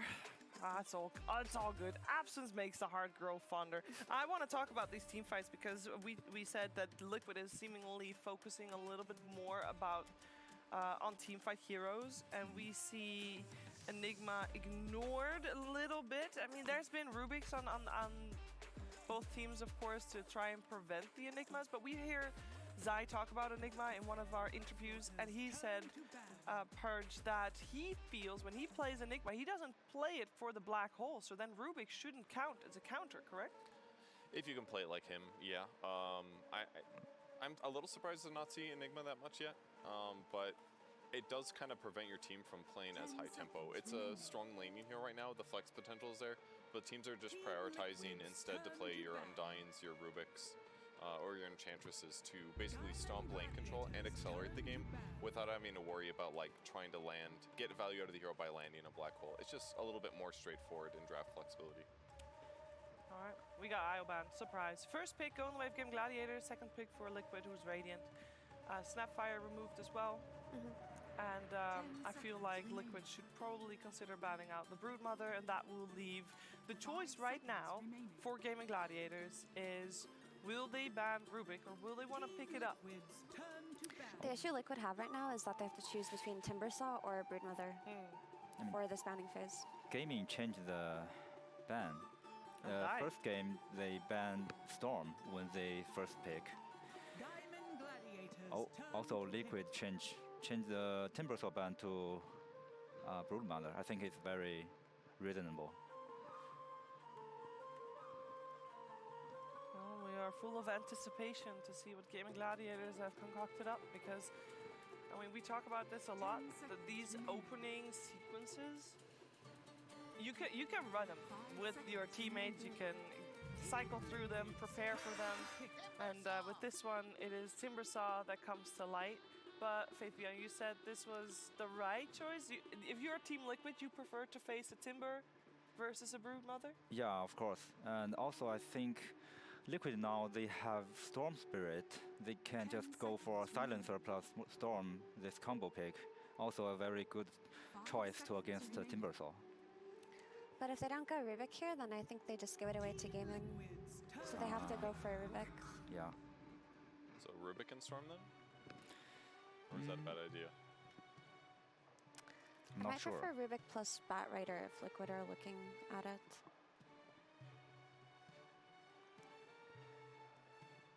Batrider got banned second phase of the first game, but it got ignored last game. 5 seconds remaining. Last time they banned, they picked up Rubik Darks here when they had the Rubik in the first pick. And Gladiators also picked both their supports right away, so that's true. Lower chance it gets banned that game. Yeah. It's too early to Darkseer for Liquid because Gaimin will just pick Ench. Darkseer came out when they had 8th pick overall. True. Wow. They really like this Monkey King, huh? I mean, they've played Monkey King both games so far, obviously 1 win, 1 loss. Did I miss the memo? Is this hero now really good, Faith Pia? I think this hero is generally good at every patch because it's very rare that you can offer team fight with carry. Hai să vedem ce pic. Iară banurile alea, iară prostii, iară... Iară Monkey King, iară parcă văd. Generally, Monkey King is a good choice, but Liquid obviously very hero in this series. Maybe this is like position. Nu joci cu Doom, bă! Dați-vă cu Doom-ul, mă, chiar așa slabă-i. Monkey King, sper că nu îl mai văd pe... De fapt, joacă și cred ei să joace, da? It's a really positive thing for Liquid, especially if they're going to look at this Darkseer later on, if it makes it through the second phase. Uite, Team Liquid. Aceleași picuri. Mă, văd un Terror Blade și văd tank. Da. Cât o să poate ăsta să tancheze? Templar Assassin. Că nu vreau Ember Spirit pe mid. The last couple of matches. Yeah. Honestly, I do like this Terrorblade. I feel like it's easily protected now. You take out the Darkseer, you know that you have a good match versus King if it is going to be played on core, and you have Durachio's best hero already picked up, while still maintaining the flex potential of the Timbersaw. They actually opened a Team Liquid in Bali Major. Actually, Team Liquid went IO Ledge to open, so they're not completely foreign from the concept, but they're really solid here. I like it. Protecting. The thing about Monkey King in this position is basically you need one core that's going to have a bad game, pretty much no matter what, in a lot of cases. And picking Monkey for that position when he's flexible, in terms of lanes, just feels like the safest thing to do by far. So if they do have solutions available to pick later, they could just... I'd really like to maybe see more the Monkey go for. I really like these two teams opening because it's all kind of surprised and we can see a lot of back and forth here. Like for Team Liquid, the normal pick is maybe Rubik plus Darkseer or plus Storm Spirit, but they chose to pick a Monkey King. It's a little bit uncommon pick here, and gaming they also have a different solution to pick Terrorblade, and also for gaming they are first pick, so they pick the 2 cores first is kind of the things they like. So I really like both teams opening here. And also I think Monkey King flags is a very interesting thing here. Maybe they can pick a counter pick to Terrorblade on carry position. Is it because aici cred că o să now the bans for Gaming Gladiators, they have to protect their Terrorblade? Does that mean that Team Liquid is a little bit in a more flexible position because they can have a wider array of bans? Yeah, very true. And also atât de prost a jucat Tofu Lyon primul meci. Îi banează Lyon. Trafică de picking the TB discourages Lycan on Team Liquid as well, so they almost just don't have to worry about that now. It's kind of cool. Yeah. Yeah, but I'm wondering what Liquid's approach to Enchantress is going to be, because I feel like they want to expand more bans that are protective of the Monkey King, but if they give away this Enchantress to Gaming Gladiators, then they're in a really strong position where your is going to be very hard to take out, especially because the 3 offlaners that would have stood a chance against Terrorblade are out of the pool. It shows here on Dodo Buff that Axe is very good against Terrorblade. If you want to win the early game and then lose later. I don't like the sound of that. Axe team when I visualize them, right? I feel like that's something Team Spirit does in Game 3s. Dar parcă văd aici că o să sară așa de nu știu de unde Juggernaut. Does that sound good? You mean to against Terrorblade. Yeah. Support position. That must be ET power. That's true. Yeah. ET plus Monkey King. But then you give away your Monkey King flex if you pick your Shadow Team Demon now. Liquid. which But for I don't think Liquid should do if they have second pick. Well, that means they have to go for a core. So they either have to reveal their mid laner, which will basically make Gaming Gladiators have a guaranteed counter pick to whatever Nisha will play, which is a position that they probably do not want to be in. Or they have to pick up their offlaner, which is fair enough because you already know you're going to go up against Terrorblade with most likely an Enchantress. So that should be the conclusion. And as Purge said, Axe very good, but they'll go for Legion Commander instead for the offlane. Cool. Cool. Very cool. Why is that very cool? Illusions. Very cool. It kills illusions so fast. Yeah. And Blade Mail Duel is a great way to stop us under from going off. Yeah. Just need damage on top of it, so it's basically good against the TV matchup. Clears the illusions, lanes well. You can dual timber as well. It really is pretty. Ja tänkte slick, nog actually. det. Ja. It's a heavy disable from the off lane without having to pick Doom, basically. I feel like Grim. Enchantress still looks solid for gaming here. And why not? What would be the reason to not do it? They could be worried about a Sky or a Lion coming out of Liquid as the burst damage to follow up on LC's duel because that's what they're lacking right now. Lion is at least banned, so just a Skywrath of those two to still be in. So maybe they're discussing the potential of taking away the support that would have enabled this LC the most. Or they could defensive support on Gaiman too. Shadow Demon would be good. Ulti against Monkey King if it's a core. Disruption. Yeah. Could work. A save in general, we've seen how powerful those can be. We have had quite a few tombstone saves today. That's true. Why pick Shadow Demon? Storm Spirit though? It is bad. Oh, they go. Okay, so Keeper of the Light actually, as far as heroes go, I believe everybody with a laptop in front of them can see that Keeper of the Light's got a massive win rate at the moment. He's doing really well for himself. It's not quite good enough to pick blindly, but with combos like this, it works really fantastic. We saw PSG LGD use it with the Pango off lane. Using it with Storm is fantastic because most of the other giving Storm mana ways are banned or not good like they used to be. So yeah, this will be kind of interesting. It's not the worst to play Monkey King against Coddle as a 4 because you can dodge the damage, but it definitely can work decent since you play more Blinding Light right now anyways. Yeah. That also makes it so that Skywrath is a good pick though, because great with instant silence on the Storm. Does remove the flex from the Monkey King. As position 4 should, barring any kind of weird plays, be the core.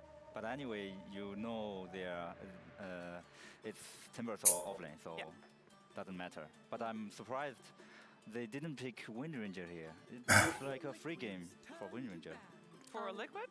Yeah. Why? Because you can win lane against the Storm and super easy to kill Timbersaw, and you can focus on TB during team fight. I think this is just a case of Liquid prioritizing their LC combo because we saw it coming before it came out. So Gaiman also just picking a jump hero that can seek out the sky first.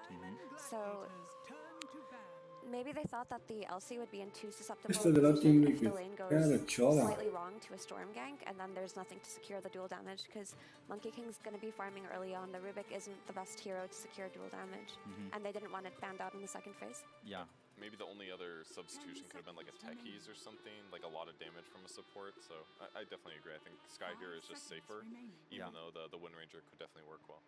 Yeah, what I like about Coddle here that I didn't really get to talk about was when you're playing with after the Storm, you don't necessarily have to lane with him, right? He needs level 3, and then you can just go do whatever. You can make stacks if you want, you can secure runes, you can play with the Storm Spirit later on in the game, and that's really the nice thing about having such a self-sustaining offlaner. So it enables the Storm Spirit combo even more, and it's going to make the Terrorblade stronger once he takes those stacks in the portal. A lot more freedom also means that Coddle can rotate to the top lane through that portal, the gate, maybe help out the Terrorblade a little bit. I'm curious to find out which support he's going to be supporting with though, as we have already banned. Gaming Gladiators, unusual for them, but they Ole have their trebuie overall damage. last pick be the position 5. O damage. Seems like anyway, assuming that Tofu will Dar le be trebuie Keeper of the Light, which is for now what we are assuming. They kind of need Tank. disables really badly, I feel like. Dacă aș fi Team Liquid, mi-aș lua un tank. Pressure that it puts on the map, but all of his played heroes are kind of gone, except for like Chen or Pugna. On Liquid or Game Headhunter. I'm thinking Gaiman's supports. Well, Chen now also gone. Maybe they can still play, still pick Silencer. Yeah. Still in the pool. Doesn't give any disable, but will stop initiations from Team Liquid and will provide cover for Storm if he wants to. Ăla cu arena. SD is still in the pool that we talked about earlier too. Ajucă Spirit Break. Kind of like that. The question for Liquid is, what hero are they Mai e looking că for? are Is, și are they gonna Oracle's the same fac. too? It's a nice way to play against the duel, but it makes it a little bit scarier if Liquid go for some backline jumping. I think for Liquid, they can pick Wind Ranger or Meepo. Yeah, both look solid. Doi I think supports. Oracle's pretty good against Wind Ranger though. Like, I've always liked Oracle versus Wind Ranger because he can dispel her and he can dispel a shackle shot and 100% și her ceva healing tank. gun, so it feels like they have solutions. Atent și-a luat hard carry, mă. Damage pe ei. It's weird, actually, because Foai de they capul meu. counter it to Templars, I think. Yeah, I was Bă, thinking picul e about bun. using the silence on traps as a Beton way pic. to storm Dacă au and misuit-o, Oracle, but I assume that they would be dissuaded by the Terrorblade pick too, because it feels like this Terrorblade is quite well enabled at the moment. He's gonna have a lot of stacks to farm and he has a solid lane. It's nothing too scary for him since they banned out the 3 offlaners that would excel. Yeah. But maybe Nici they au think jucat that foarte he's just bine. gonna stop mid again because, I mean, historically, TA has always won lane versus Storm Spirit, so maybe they Cam think o să if fie they give him contra another Storm. lane dominant hero, he gets the shard on the TA and they can snowball off of that. Yeah. And maybe they think they have enough disables against Storm that he won't be too much of an issue, and then it's going to be like 2 to 3 cores beating on a Terrorblade. Interesant. They just don't care. They're like, oh, we can beat you with 2 carries.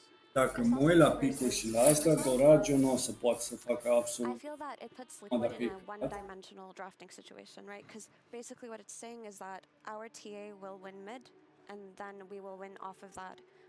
But if TA is put in a situation where she goes părerea mea la and pic. pops off with his coddle combination with his support Oracle behind him, then this TA can fall off very, very quickly.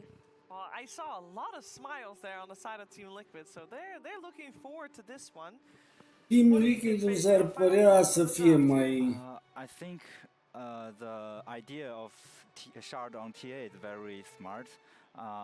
I can see maybe they can buy shard on TA fast and play it as a mid-game like Au combo mai... fighting point, not Da. farm point, and they can let the Monkey King Da. carry the game. I could see this way to win. Tankul. Yeah.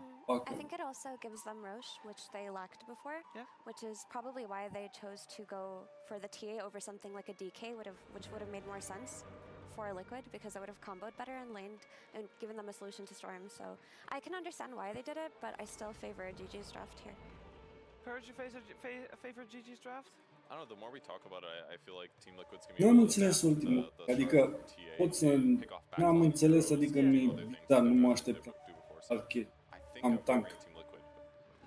It sounds like an even Să draft. joace tank, să securizeze, dar se pare că vor să-i ungă urât de tot. Deciding back and forth competitive game for $500,000. Take it away, Cap and SVG. Dar dacă o misuiesc, And we'll be taking it into a game 3 where we've got some serious things to discuss here as Liquid have a chance to be able to break the curse, and it seems like they have come closer to it than they have in the past. Avery, you've been... Oh, hold up, Tofu? That's going to be an early first blood for Liquid, so they're going to be very comfortable as long as they get this final hit in, and Insania is forced to take it. au damage. Not able to give it to one of their cores. Avery, you said that you think Liquid, from a draft perspective, has put Gaming Gladiators in a more awkward position than they ever have. Do you feel that here in Game 3 as well? A little for one factor. Okay. Only one. What is that single factor? They have no stuns. Yeah? Yeah, they don't really have many stuns. It's just Quinn. It's just Quinn, man. Quinn, and then you can kind of call Fortune's End, disable of sorts. It's not the greatest, but I'm not going to count it here. Especially, the thing is, they have a Vortex and there's a press the attack. So those cancel out. So basically, you're back to 0. Yeah. I think if Nisha wins mid, this is very bad for Liquid, though. Yeah, Nisha is just going to be limping along into the lane here in a matchup that he desperately needs to win. A matchup that he has been winning. They did get 3 runes, though. Yeah. That is why he's low. So I guess that kind of evens out as well. What I was saying is, you're really dependent on Quinn to go in and set stuff up with the single Vortex you have, especially to press the attack. And you're in a lineup where you have Terrorblade, Timbersaw, 2 side lane cores, again, not necessarily buying you any utility. They are damage-oriented cores, similar to the last game in the Morphling and the Razor, that want things to set up their damage for them. These are traditionally cores where you want things like a Mars Arena or a Shackle Shot or a Clockwork going in. You have Oracle Coddle here. It's a lot of sustain, a lot of save, a lot of turnaround on the duel. Like, I don't think you can aggressively duel this game.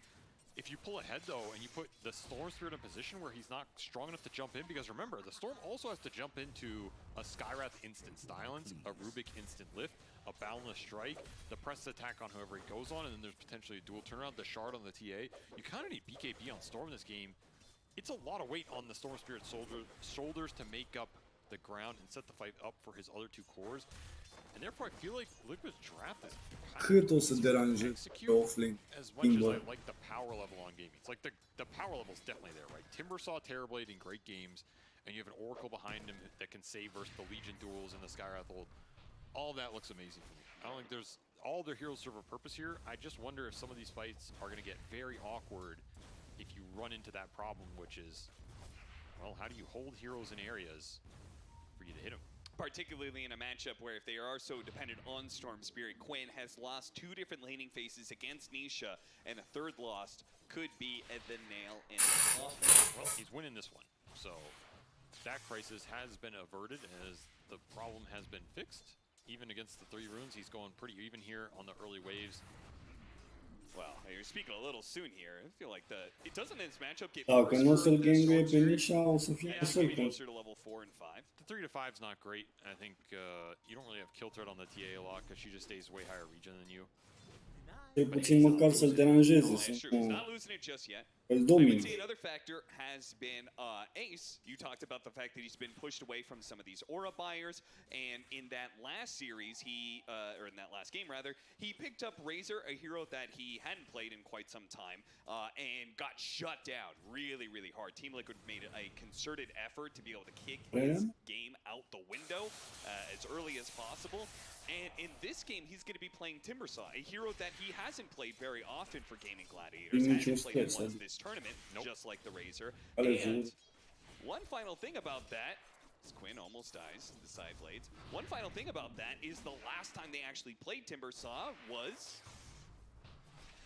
the Bali Major Grand Finals, where they did win that series, but they lost. The only game that they lost was actually the Timbersaw game for Ace. I mean, I'm telling you, you put Ace in this position where suddenly he's just another damage dealer and you don't have the utility to back it up, and it's where gaming fall a little short compared to when they're just incredibly dominant, which is still very dominant. Yeah, you know. Aici e interesant. This time around they have 2 supports that offer a lot of utility though. Both the Oracle and the Coddle are going to buy a lot of the utility items, and a lot of their spells help you in the fight.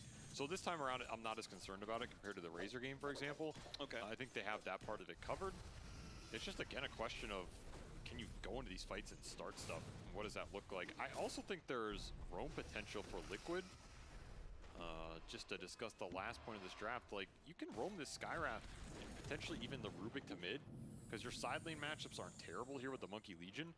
And if you can get a gank on this Storm, that really opens up. I think that is the biggest thing that could happen for Liquid in the first 5 to 6 minutes here, if they can line it up, particularly that 6-minute power rune. If you can stop the Storm getting to ult, and Nisha is opening up a little bit of a level advantage here. Yeah, it's beginning to grow, and also that offlane is not faring so well for Ace. Least CS by far. He's actually got half the CS of the person who's right above him in that chart in the Legion Commander. So this matchup, which is not terribly surprising, Monkey King is a very good laning matchup against the Timbersaw, especially if you're enabled by a support. But it may be another game where Ace is not super comfortable with the way his early game goes.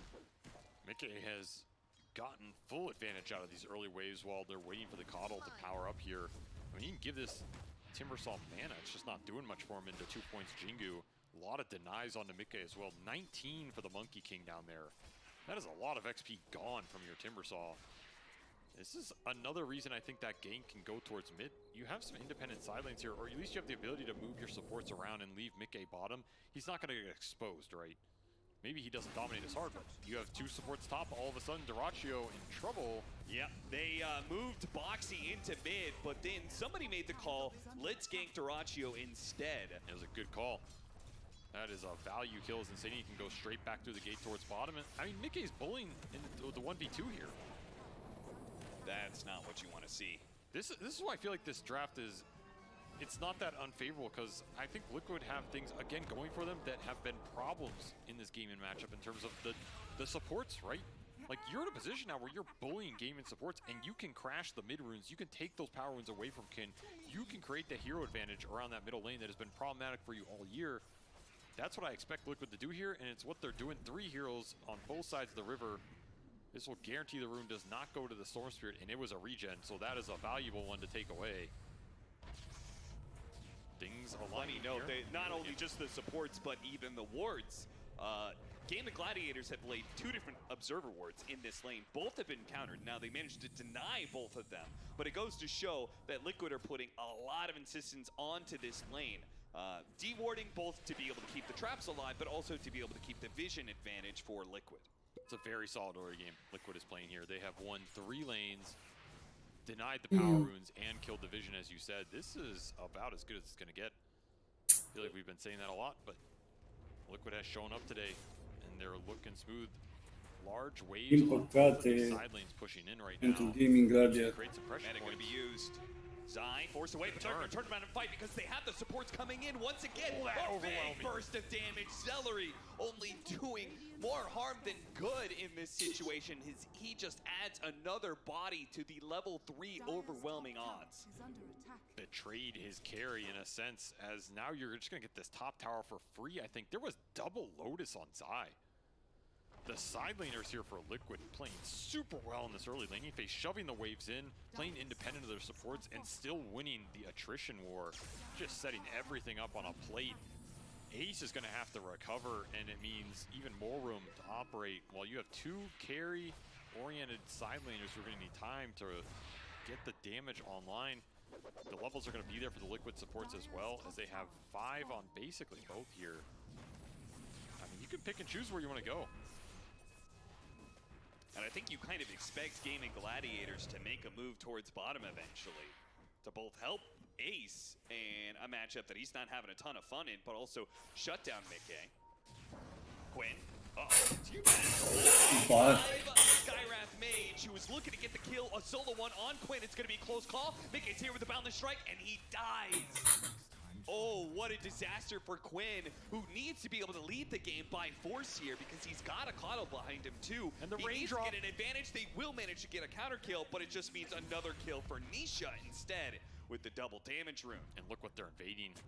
They're looking at these stacks in the triangle. Not going to go super deep here. They will not see this Ancient camp. Maybe lucky for Gaimin as that DD on Nisha would have made quick work of it here. Yeah, they need to get level 6 soon on this Timbersaw so they can clear through that Ancients and not give Nisha the chance to take it. This is going to be another very strong Templar Assassin game. Doesn't have the stacks to really fall back on his own, as Liquid have prioritized playing out on the map with their supports. And hey, anytime you can do that, I think it pays off a lot more. So I don't think Nisha's too sad about this. He's going to be very high level again. He's going to get the own stack for himself here. He's going to be cruising. All 3 cores are going to be in a good position. Early Blade Mail will come out for Zai, and it looks like Echo Saber for Mikke. So fighting items for all 3 cores here on the Liquid side. Chasing after him? No. Level 6 picked up. So diving into the Chakram is probably an ill-advised affair. Team Liquid, though, in a game 3, very crucial one for probably their mental state against Gaming Gladiators for the rest of the year, are up 4,000 net worth. The tanky Legion, he's got full stick range drop. Not an easy Lotus. kill, especially with the dual combo. Oh, they tried to get aggressive with the Storm Seer, and once again he's rebuked by the Skywrath Mage. in the most deadliest fashions. Insania is now going to be able to catch Tofu as well. And look at this, Game & Gladiators again. They bring all 5 heroes to join in these fights. Dorachio's going to have to get off a crazy Sunder, and even then, it probably wouldn't have been enough. 3 dead on the side of Gaming. This is definitely the best we've seen Liquid perform conceptually against what Gaming are doing. We've seen it time and time again, right? Crashing the runes, making sure the draft is a little less optimal in terms of the auras, and then they're bringing the numbers to all these fights. I don't think we've seen Liquid collapse this fast, this early in any of those other series. It's just catching Gaming off guard. This is a humongous lead at 10 minutes, 6,000 gold. Has Gaming ever been this far behind at 10 minutes in the history of this team? I don't know.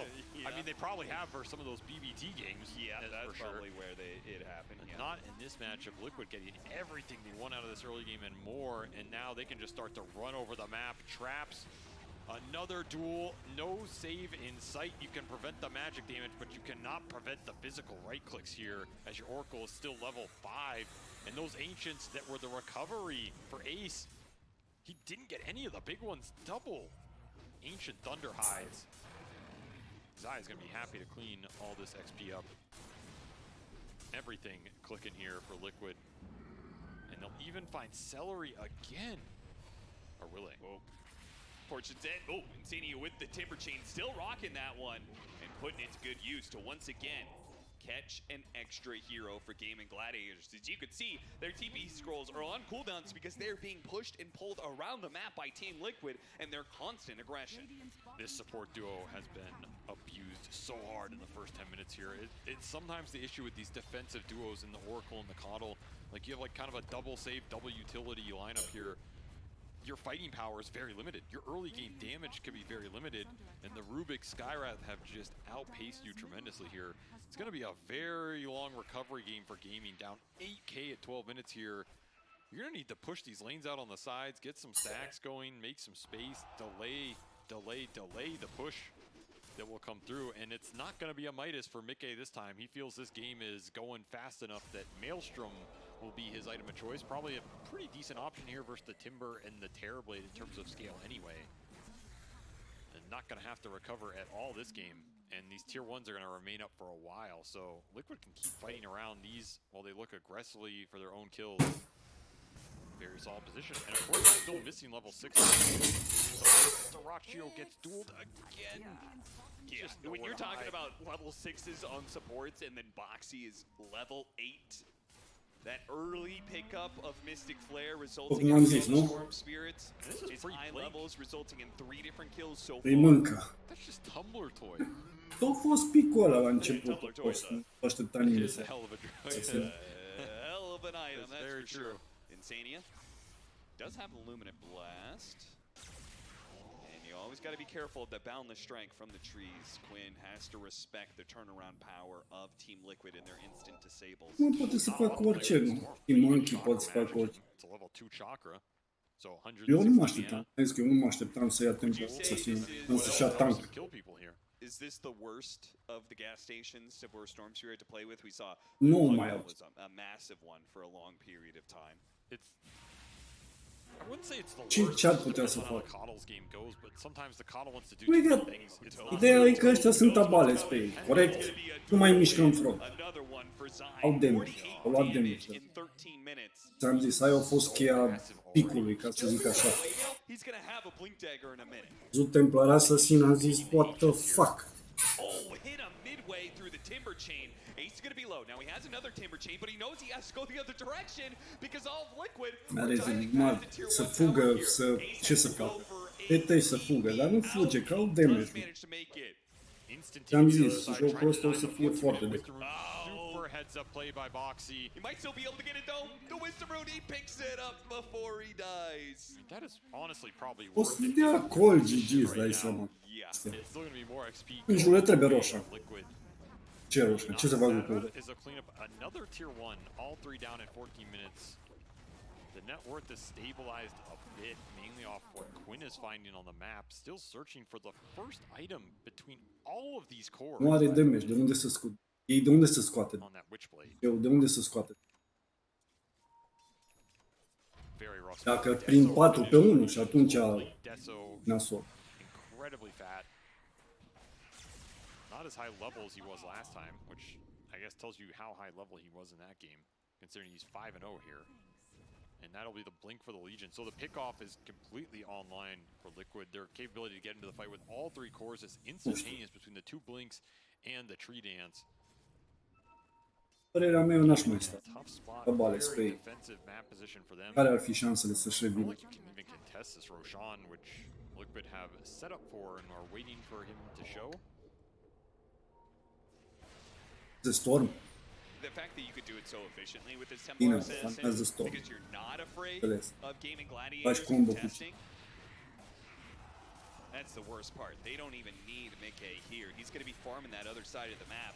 They're keeping all of their towers up. Nu mai au, că nu mai e nici un front. Nu crezi că ăștia lasă ăștia supus să lase poturile de farming? Are you that desperate already? For him.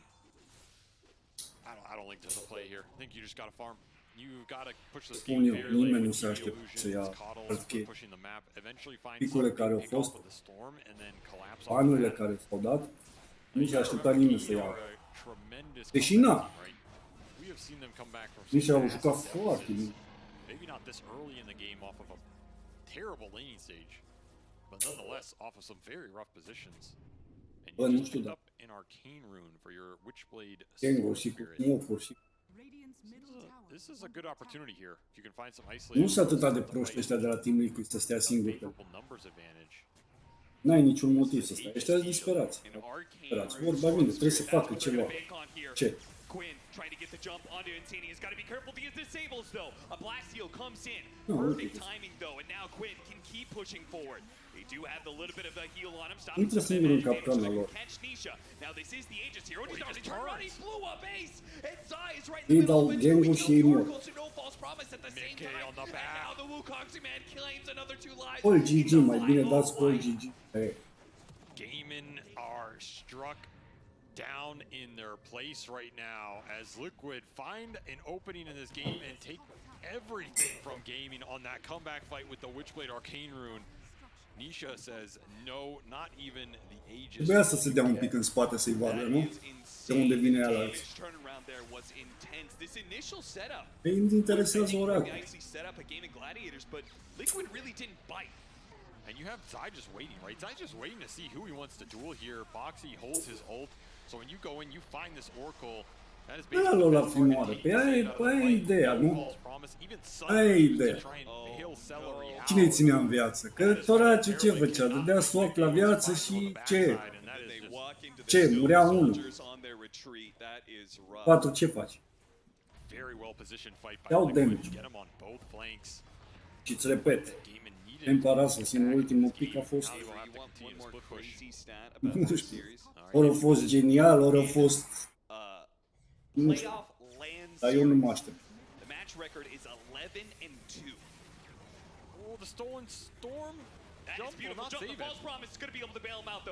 Orice inițiere de la Gaming Gladiators, într-un fel sau altul, se lasă cu 2-3 kill-uri. Nu au damage, nu au de unde să scoată damage. Să stai să faci acum kite? Unde faci kite? Că fugă ăștia ca câinii după tine. Ace is 0-2-0. Have we ever seen him not have impact in the first Acolo a fost. game? I mean, a lot of people have been talking about Ace as one of the best players of the year. He No, has had MVP performances time and time again, and this is maybe what it looks like when Gaming Gladiators cannot rely on him to have an output. As Liquid have shut him out of this game, they're Liquid avea damage, trebuia tank. Deci și-a luat damage. before he's immediately punished. Boxy might die for this one though. Oh, a chakram off the mark. Ace not able to land it. It's up to Quinn with the long zip in to help catch and burst down. Aici a prins pe amândoi, ok, fair enough, bla bla bla. Dar uite-te ce greu. Vine ăsta și îi mătură pe toți. From Nisha that will claim the Timbersaw. At least Gaming gets something E nebun un pic dacă se bagă. Ăla de swap.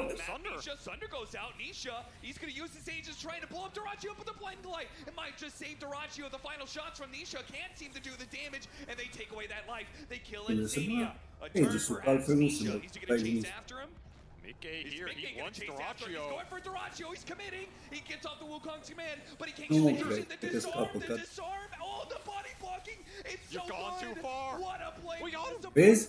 Chestiile astea de greedy acum ce se întâmplă că sare în ei și bla bla bla, le mai dă șansă și asta. Fel sau altul poate să profite Toraccio, că Toraccio joacă foarte bine. Ai mult. Mult. Popped over to him. We'll maybe see that one in the replay here. Look at this body blocking, so damn good. This is such a good bait by Gaming. Oh my god. It was the TA trap, he did the TA trap. No way. Te omorât, l-a omorât, dar cu ce preț? Bine, adevărul e că da, îți permiți.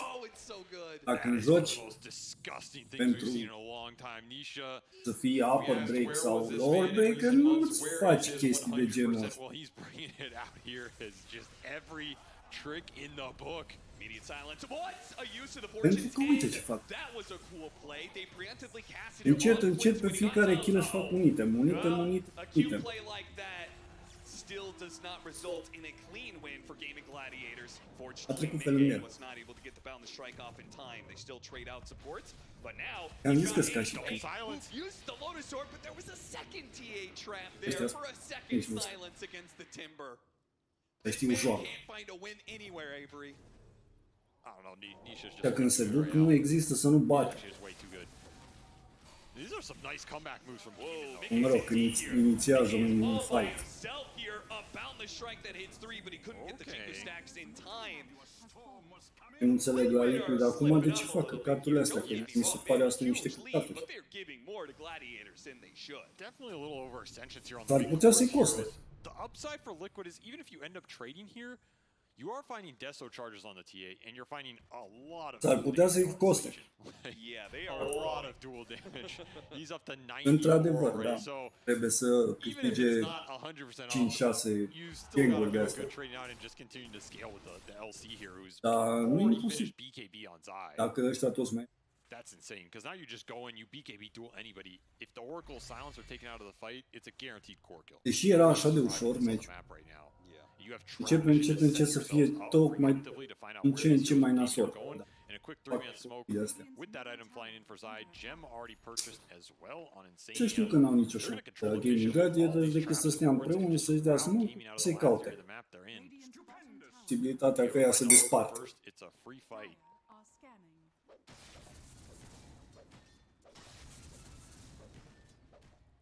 Radiant's bottom tower is under attack. He's gonna get out of here. He might still get dueled.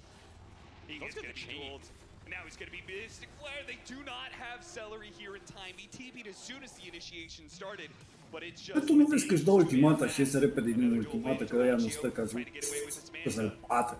Very scary that damage in Celery. Just to make sure, uses the false promise early because he cannot risk his carry dying again. Surprised Liquid didn't go for the Tormentor steal. I think Nisha... Da, orul le ia și Tormentul. Can he do it solo? Yeah, I guess he can. Power of TA.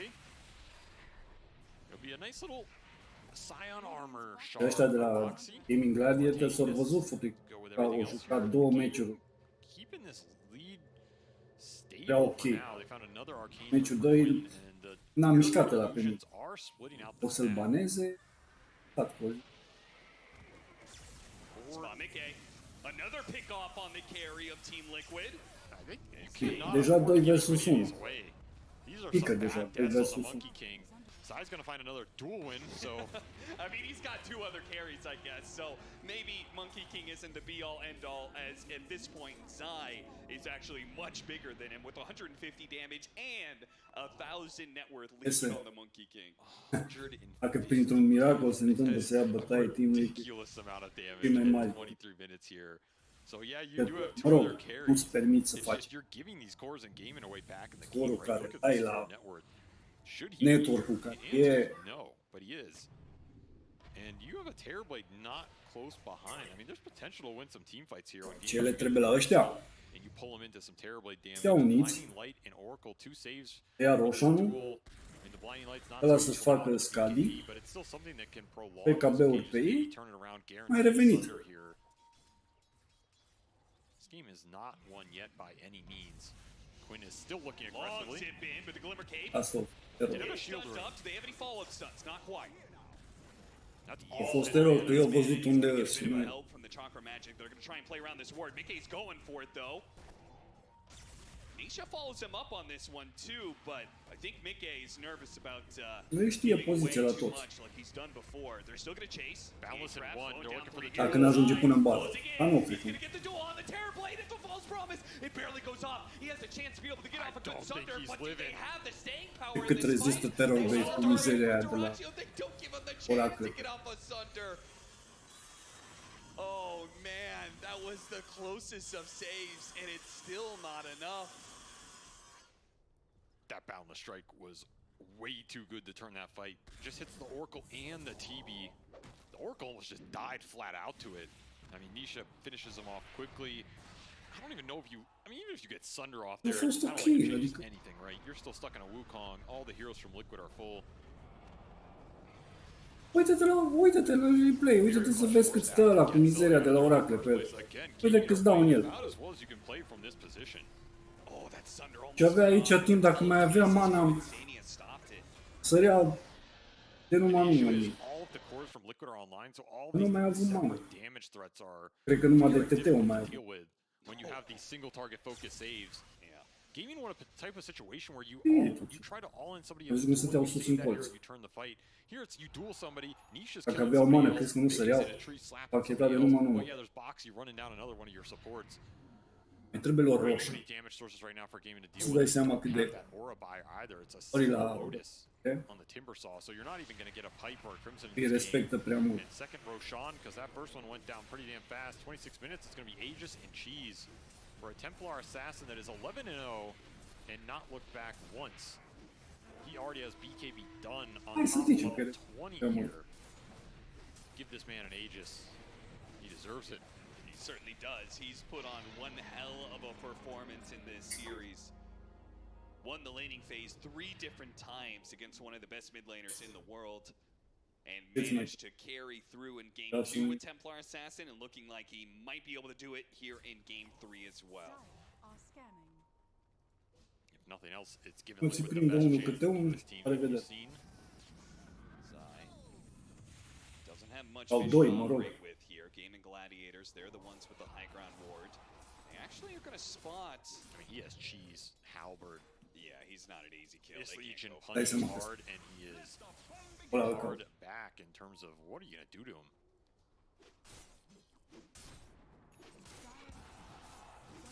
BKB now done for the Monkey King.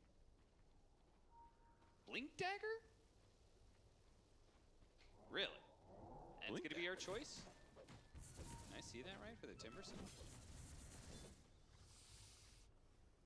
Yeah. You saw that correct? It's why? It gets the damage in very fast off a storm jump. I feel like this goes back to the problem I pointed out with their draft, which is you have one stun, it's a vortex. If you don't kill someone in the vortex, what are you doing in these fights? Yeah, I guess so. But that does leave the Timber side to be very, very squishy. Many other heroes are very squishy in this game. Another 28 damage for Zai, up to 178 now in the dual damage. I mean, he's going to be squishy no matter what. That is true. That is just a reality right now. When you have this much bonus damage, this many Deso charges on a Enchanted Quiver Templar Assassin that is out of control. I don't know if there's an item you buy that is going to help you stay alive outside of Ghost Scepter or Halberd. Those don't sound too appealing right now. So I guess you just blink in, try and burst a target off the Vortex. Maybe find the Skywrath Mage, maybe start on the Legion. I don't know if you can kill Zai. If you can, you're going to be super happy with that fight. Oh, goodness. Good thing he didn't have duel. Quinn putting himself right in front of Zai, but duel is on cooldown for 10 seconds. Now up, though. And the BKBs are finished for Liquid here. All 3 cores. Spell immunity going into this lineup, pretty damn nice when pretty much all you have to worry about is Terror Blade. And a double damage? Why not, my friend? This is a 2-shot on a support somewhere. This is a 1-shot. You didn't have anything else in there, you're just gone. And the dangerous part, just like Game 2, is Templar Assassin way out ahead. is using that advantage to chip away at your tier 3 tower. Gaming Gladiators are going to be forced to jump into this. Did you just press the attack here to get tower damage? Commander try and burst him, but BKB goes off. He managed to get the duel onto the Timbersaw. That might be a double win, but he gets off the false promise. It's a double and loss. Timbersaw, who managed to win the fight as a result. And Mickey, he's going to be in a bit of trouble here. Slowed down by the Scotty, but unfortunately the force staff gets him away. Nisha, he's going to be the one who needs help here. Meld, Dispel, turn around, bound the strike, almost finishing him up. A side hit, not quite enough, but he backs away to the high ground. Quinn, who used all of his mana to be able to jump in, walks away. Liquid will do the same, because that initiation goes wrong. Celery comes in the clutch with a false promise to turn it. Buyback's gonna cost him maybe in the next high ground defense. Still, you are very happy with that high ground hold here against a double damage Legion. I'm surprised that Zai went up to hit it. I guess he feels like he's way too tanky to die. He didn't pop the cheese before the duel though. If he pops the cheese, they both live through this. Just kept them in there long enough that you can wear through. The Timber ends up living as well. That's a Lotus dual win for the Timber. I don't know if that matters too much, but technically 68 damage, let's go. He got a free Sacred Relic off it, so congratulations to Ace here, as I guess that Defiant Shell is gonna start putting in some work. Does Defiant Shell work when you're disarmed? I think so. It's a curious pickup if he's always disarmed by using Chakram. Is he still getting hits back? I think he just automatically throws the attack no matter what. That's kind of crazy. This item's weird. Because you hit people in Chrono and stuff too. Yeah. So I feel like this attack goes through anything. It is an attack from a higher power. Cannot stop the turtle shell. I guess it's not even a turtle. You're losing your mind. I'm doing great. Boxy blind jumping in real quick. That is a bold move. Wow. Nobody was home, so it goes unpunished. You still have Aegis cheese here. Aegis out in 10 seconds. Terrorblade Illusions pushing in mid. Did finish up this Scotty on Thrashio. Also bought out a Talisman of Evasion for some extra potential misses on the Meld Strike or some of the TA hits. You've got some firepower here on Gaimin. You really do. There's some damage coming online. You have double save supports that can make this fight very awkward, as well as double Ghost Scepter between the two of them. Radiant's middle tower This duel is not so straightforward in a 5-on-5. You kind of have to lock down the Oracle, either with control or find him first. Otherwise, I think you just get locked in a position that you're not too happy about. It works against you. You're sitting there stunned forever on this Legion while Terrorblade is going to be pounding into you. Yeah. Do you think that means that he could only go on Oracle, or what do you do about I mean, you either find the Oracle, or this Blink on Boxy is designed to go in and silence up Celery off of a dual jump. I think that's a fine approach as well. Okay. If you have the vision, it makes it a lot easier. I think that's why Boxy was looking for the aggressive obs. I mean, that's some high-performance play, though, that you're trying to enact. Boxy is going to have to blink into the enemy, and if he doesn't get the silence fast enough, he might just be killing himself for nothing. This is a high-performance game. You're going to have to step it up a notch. Gaimin not out of this one yet. They are smoking up, and they got a full Hex on that Stormer Spirit. This is the lockdown that this lineup wanted desperately the entire game. They finally got there. On top of that level 20 talent for a little extra Vortex duration. Might sound like an irrelevant talent here, but when you are working with a stun, your stun duration basically just went up by 15%. True, yeah, true. So, it might make the difference here. You have, I mean, you combine it with the Scythe, and your disables has gone up like 100%. That's like 5 seconds of stun. God damn, I'm impressed. Well, then one of them is still taken away by press the attack, so yeah, still left with 3 seconds of stun. But if you jump the Legion, there you go. Then he's only going to get Shard Telekinesis away. Yes. As that is also out for Insignia on the Rubik here. Of course, Liquid still controlling this game with overwhelming amounts of damage. The dual damage on Zai, the butterfly finish for Nisha, and full Mjolnir Harpoon done for Mickey. If you get stuck in this Wukong, you are going to be in a world of pain. Okay, butterfly pickups for the two different carries. Nisha has his, but so does the Terrorblade. And those misses could be critical for living long enough to get the false promise off or get off the Sunder. It's actually crazy how much net worth this Terrorblade has for 8 deaths. It doesn't feel like it. He is right up there. I mean, Ace is definitely the one suffering here. It's basically a Lotus and a Blink. Not a position maybe Gaming are used to, but one that they have played around pretty decently here as they're holding the lead, bringing it down a little bit, controlling some portions of this map. It is very impressive that they're still in this. Ce frumos farmează ăștia acum, vezi? Au revenit. Next Roshan. Let's say you can contest that if you're Gaming. Like we saw in game 1, Liquid through that Roshan pit fight pretty tremendously. Not to lay any curses out here, but that is an area in Dota where a lot can go wrong very fast. And you've got a lot of time to let the nerves get to you because Roshan, it's going to be a late one. He's going to wait the full 3 minutes to finally show himself. So another 2 before we see him. It's going to be a long 3 minutes. Especially if you're not continuing to find the dual damage. You might be feeling like this game has stalled out a bit for you because, I mean, Zai got so much at the start. It's been a little bit. These Oracle saves are becoming really annoying on the map, as well as the split push. Gaming managed to get some deep obs out, and these Terrorblade illusions have just been cutting waves at very good angles. One note about the Roshan fight, though, I think it's been easier for Gaming Gladiators to be able to limit the areas of attack that Liquid have when they're playing defensively, right? When they're sitting inside their base, Celery really can't get Să nu-l prindă pe oracle, false promise. It probably needs there's only one person getting jumped at a time.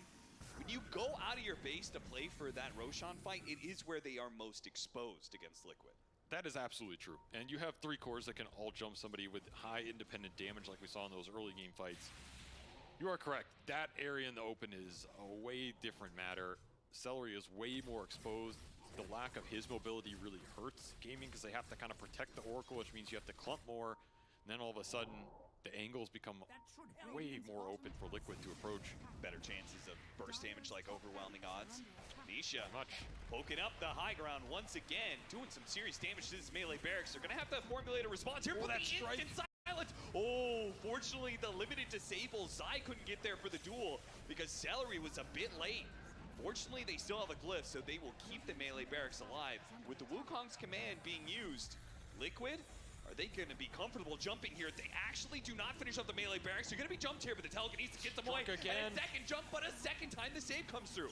The Lotus Orb without the false promise, I should note. Celery stopping that one last second. They did lose the range barracks. The melee barracks will hold, though. End up committing that meta because they thought Nisha was just going to run up the hill and commit for the racks. Which means they no longer have an ability to contest Roshan, I think. Yeah, I think it's just gone. Timings are not going to align for that cooldown to come back up. Yugo did manage to get an Ags on Ace, by the way. Which, I mean, the fact he has anything in this game is ridiculous in itself. That is going to be a nice frontline item. I don't think there are any Dispels out here for Liquid, right? Yeah, 0. It makes the Blink Dagger a lot stronger, right? Because you can get into the middle of Liquid where that means that shield charges up a lot faster. It's a very heads-up pickup because normally I think you get this item when you're snowballing on Timber before Dispels can come out. This is kind of a position where you're very far behind. It just so happens there is no Dispel built on Liquid and they don't have one naturally. Yeah. So this Ags is untouchable here. It means Ace is going to be a lot stronger than he appears when he goes in. It also means he might regret his 15 talent because, you know, getting the maxed out reactive armor stacks and getting as much value out of that is pretty good against all this physical damage. But understandably, that was at a point where they was looking to be able to get burst kills off the Storm Spear jump. Way back in, this melee barracks didn't heal very much. Gaming Gladiators not in a position to defend. Nisha will chip away and take another building. That was just a freebie. You're not going to fight that without meta. I don't think you care about one lane here. The fight is far more important. You also have this Storm Spirit buyback and Fountain jumps to play with here. It's a very good high ground defense hero. Liquid are going to have to be careful about how deep they commit into these fights. And you have MKB for Dyrachyo. So the single target physical burst coming out off of that Hex, off of Vortex, it's building up here. Yeah, the carries are matching each other in that regard. The MKB is done for the Templar Assassin as well. So Butterfly for Butterfly, MKB for MKB. Nisha and Dyrachyo going toe-to-toe in items. But there are other factors.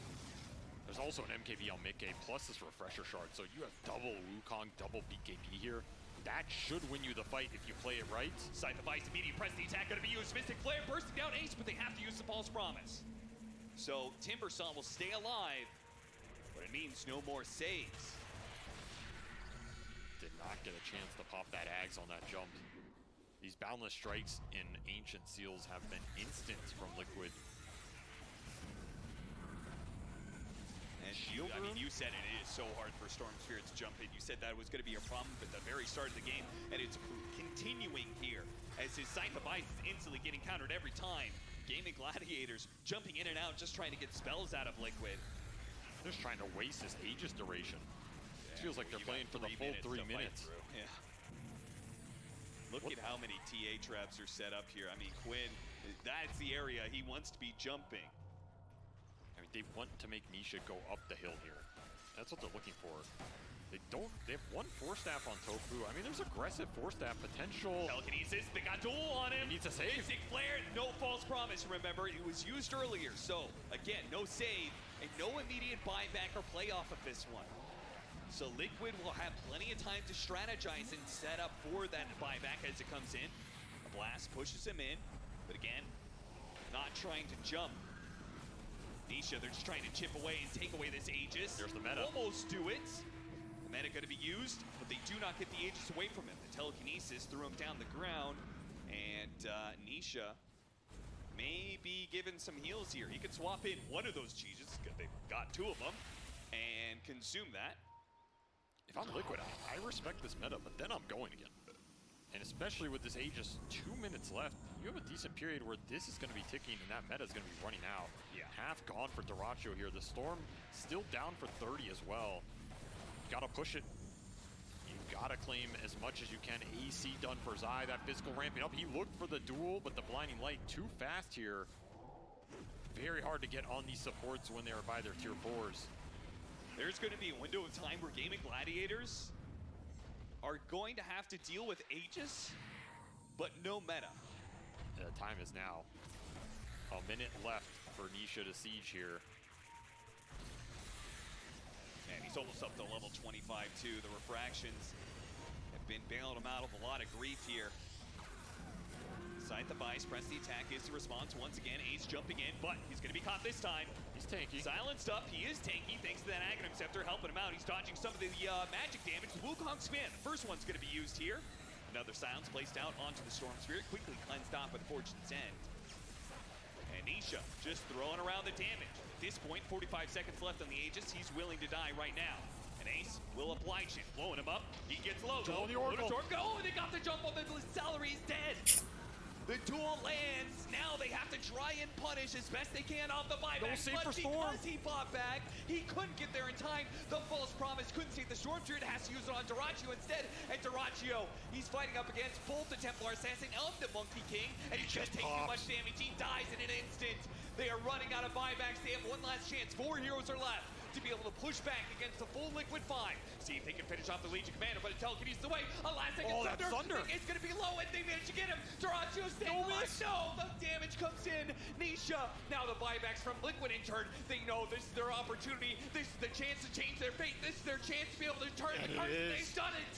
They have managed to finally bring down Gaming Gladiators, who have been undefeated in this series in playoff matches. They have gone a total of 13-2 in LAN series against Team Liquid. But in this one series, Liquid has doubled their wins against Gaming Gladiators on the biggest stage, making it a 14-4 record between the two. In a single win, they have earned more prize money than those 3 majors. As this, you're gonna strike. This is the time to do it. Right on the biggest stage, where the stakes are highest and the pressure's on. They find a way. They find a way to outcraft in a certain sense some of the capabilities gaming have shown all year. They put them in a weird position on the support. I go to the mid lane. Nisha stepped the hell up today. Just took it to Quinn 3 games in a row with some clutch picks, some clutch gameplay. I go to that melt, that hit on the side blade off the trap. That tells you everything about how in the zone this team was for this series.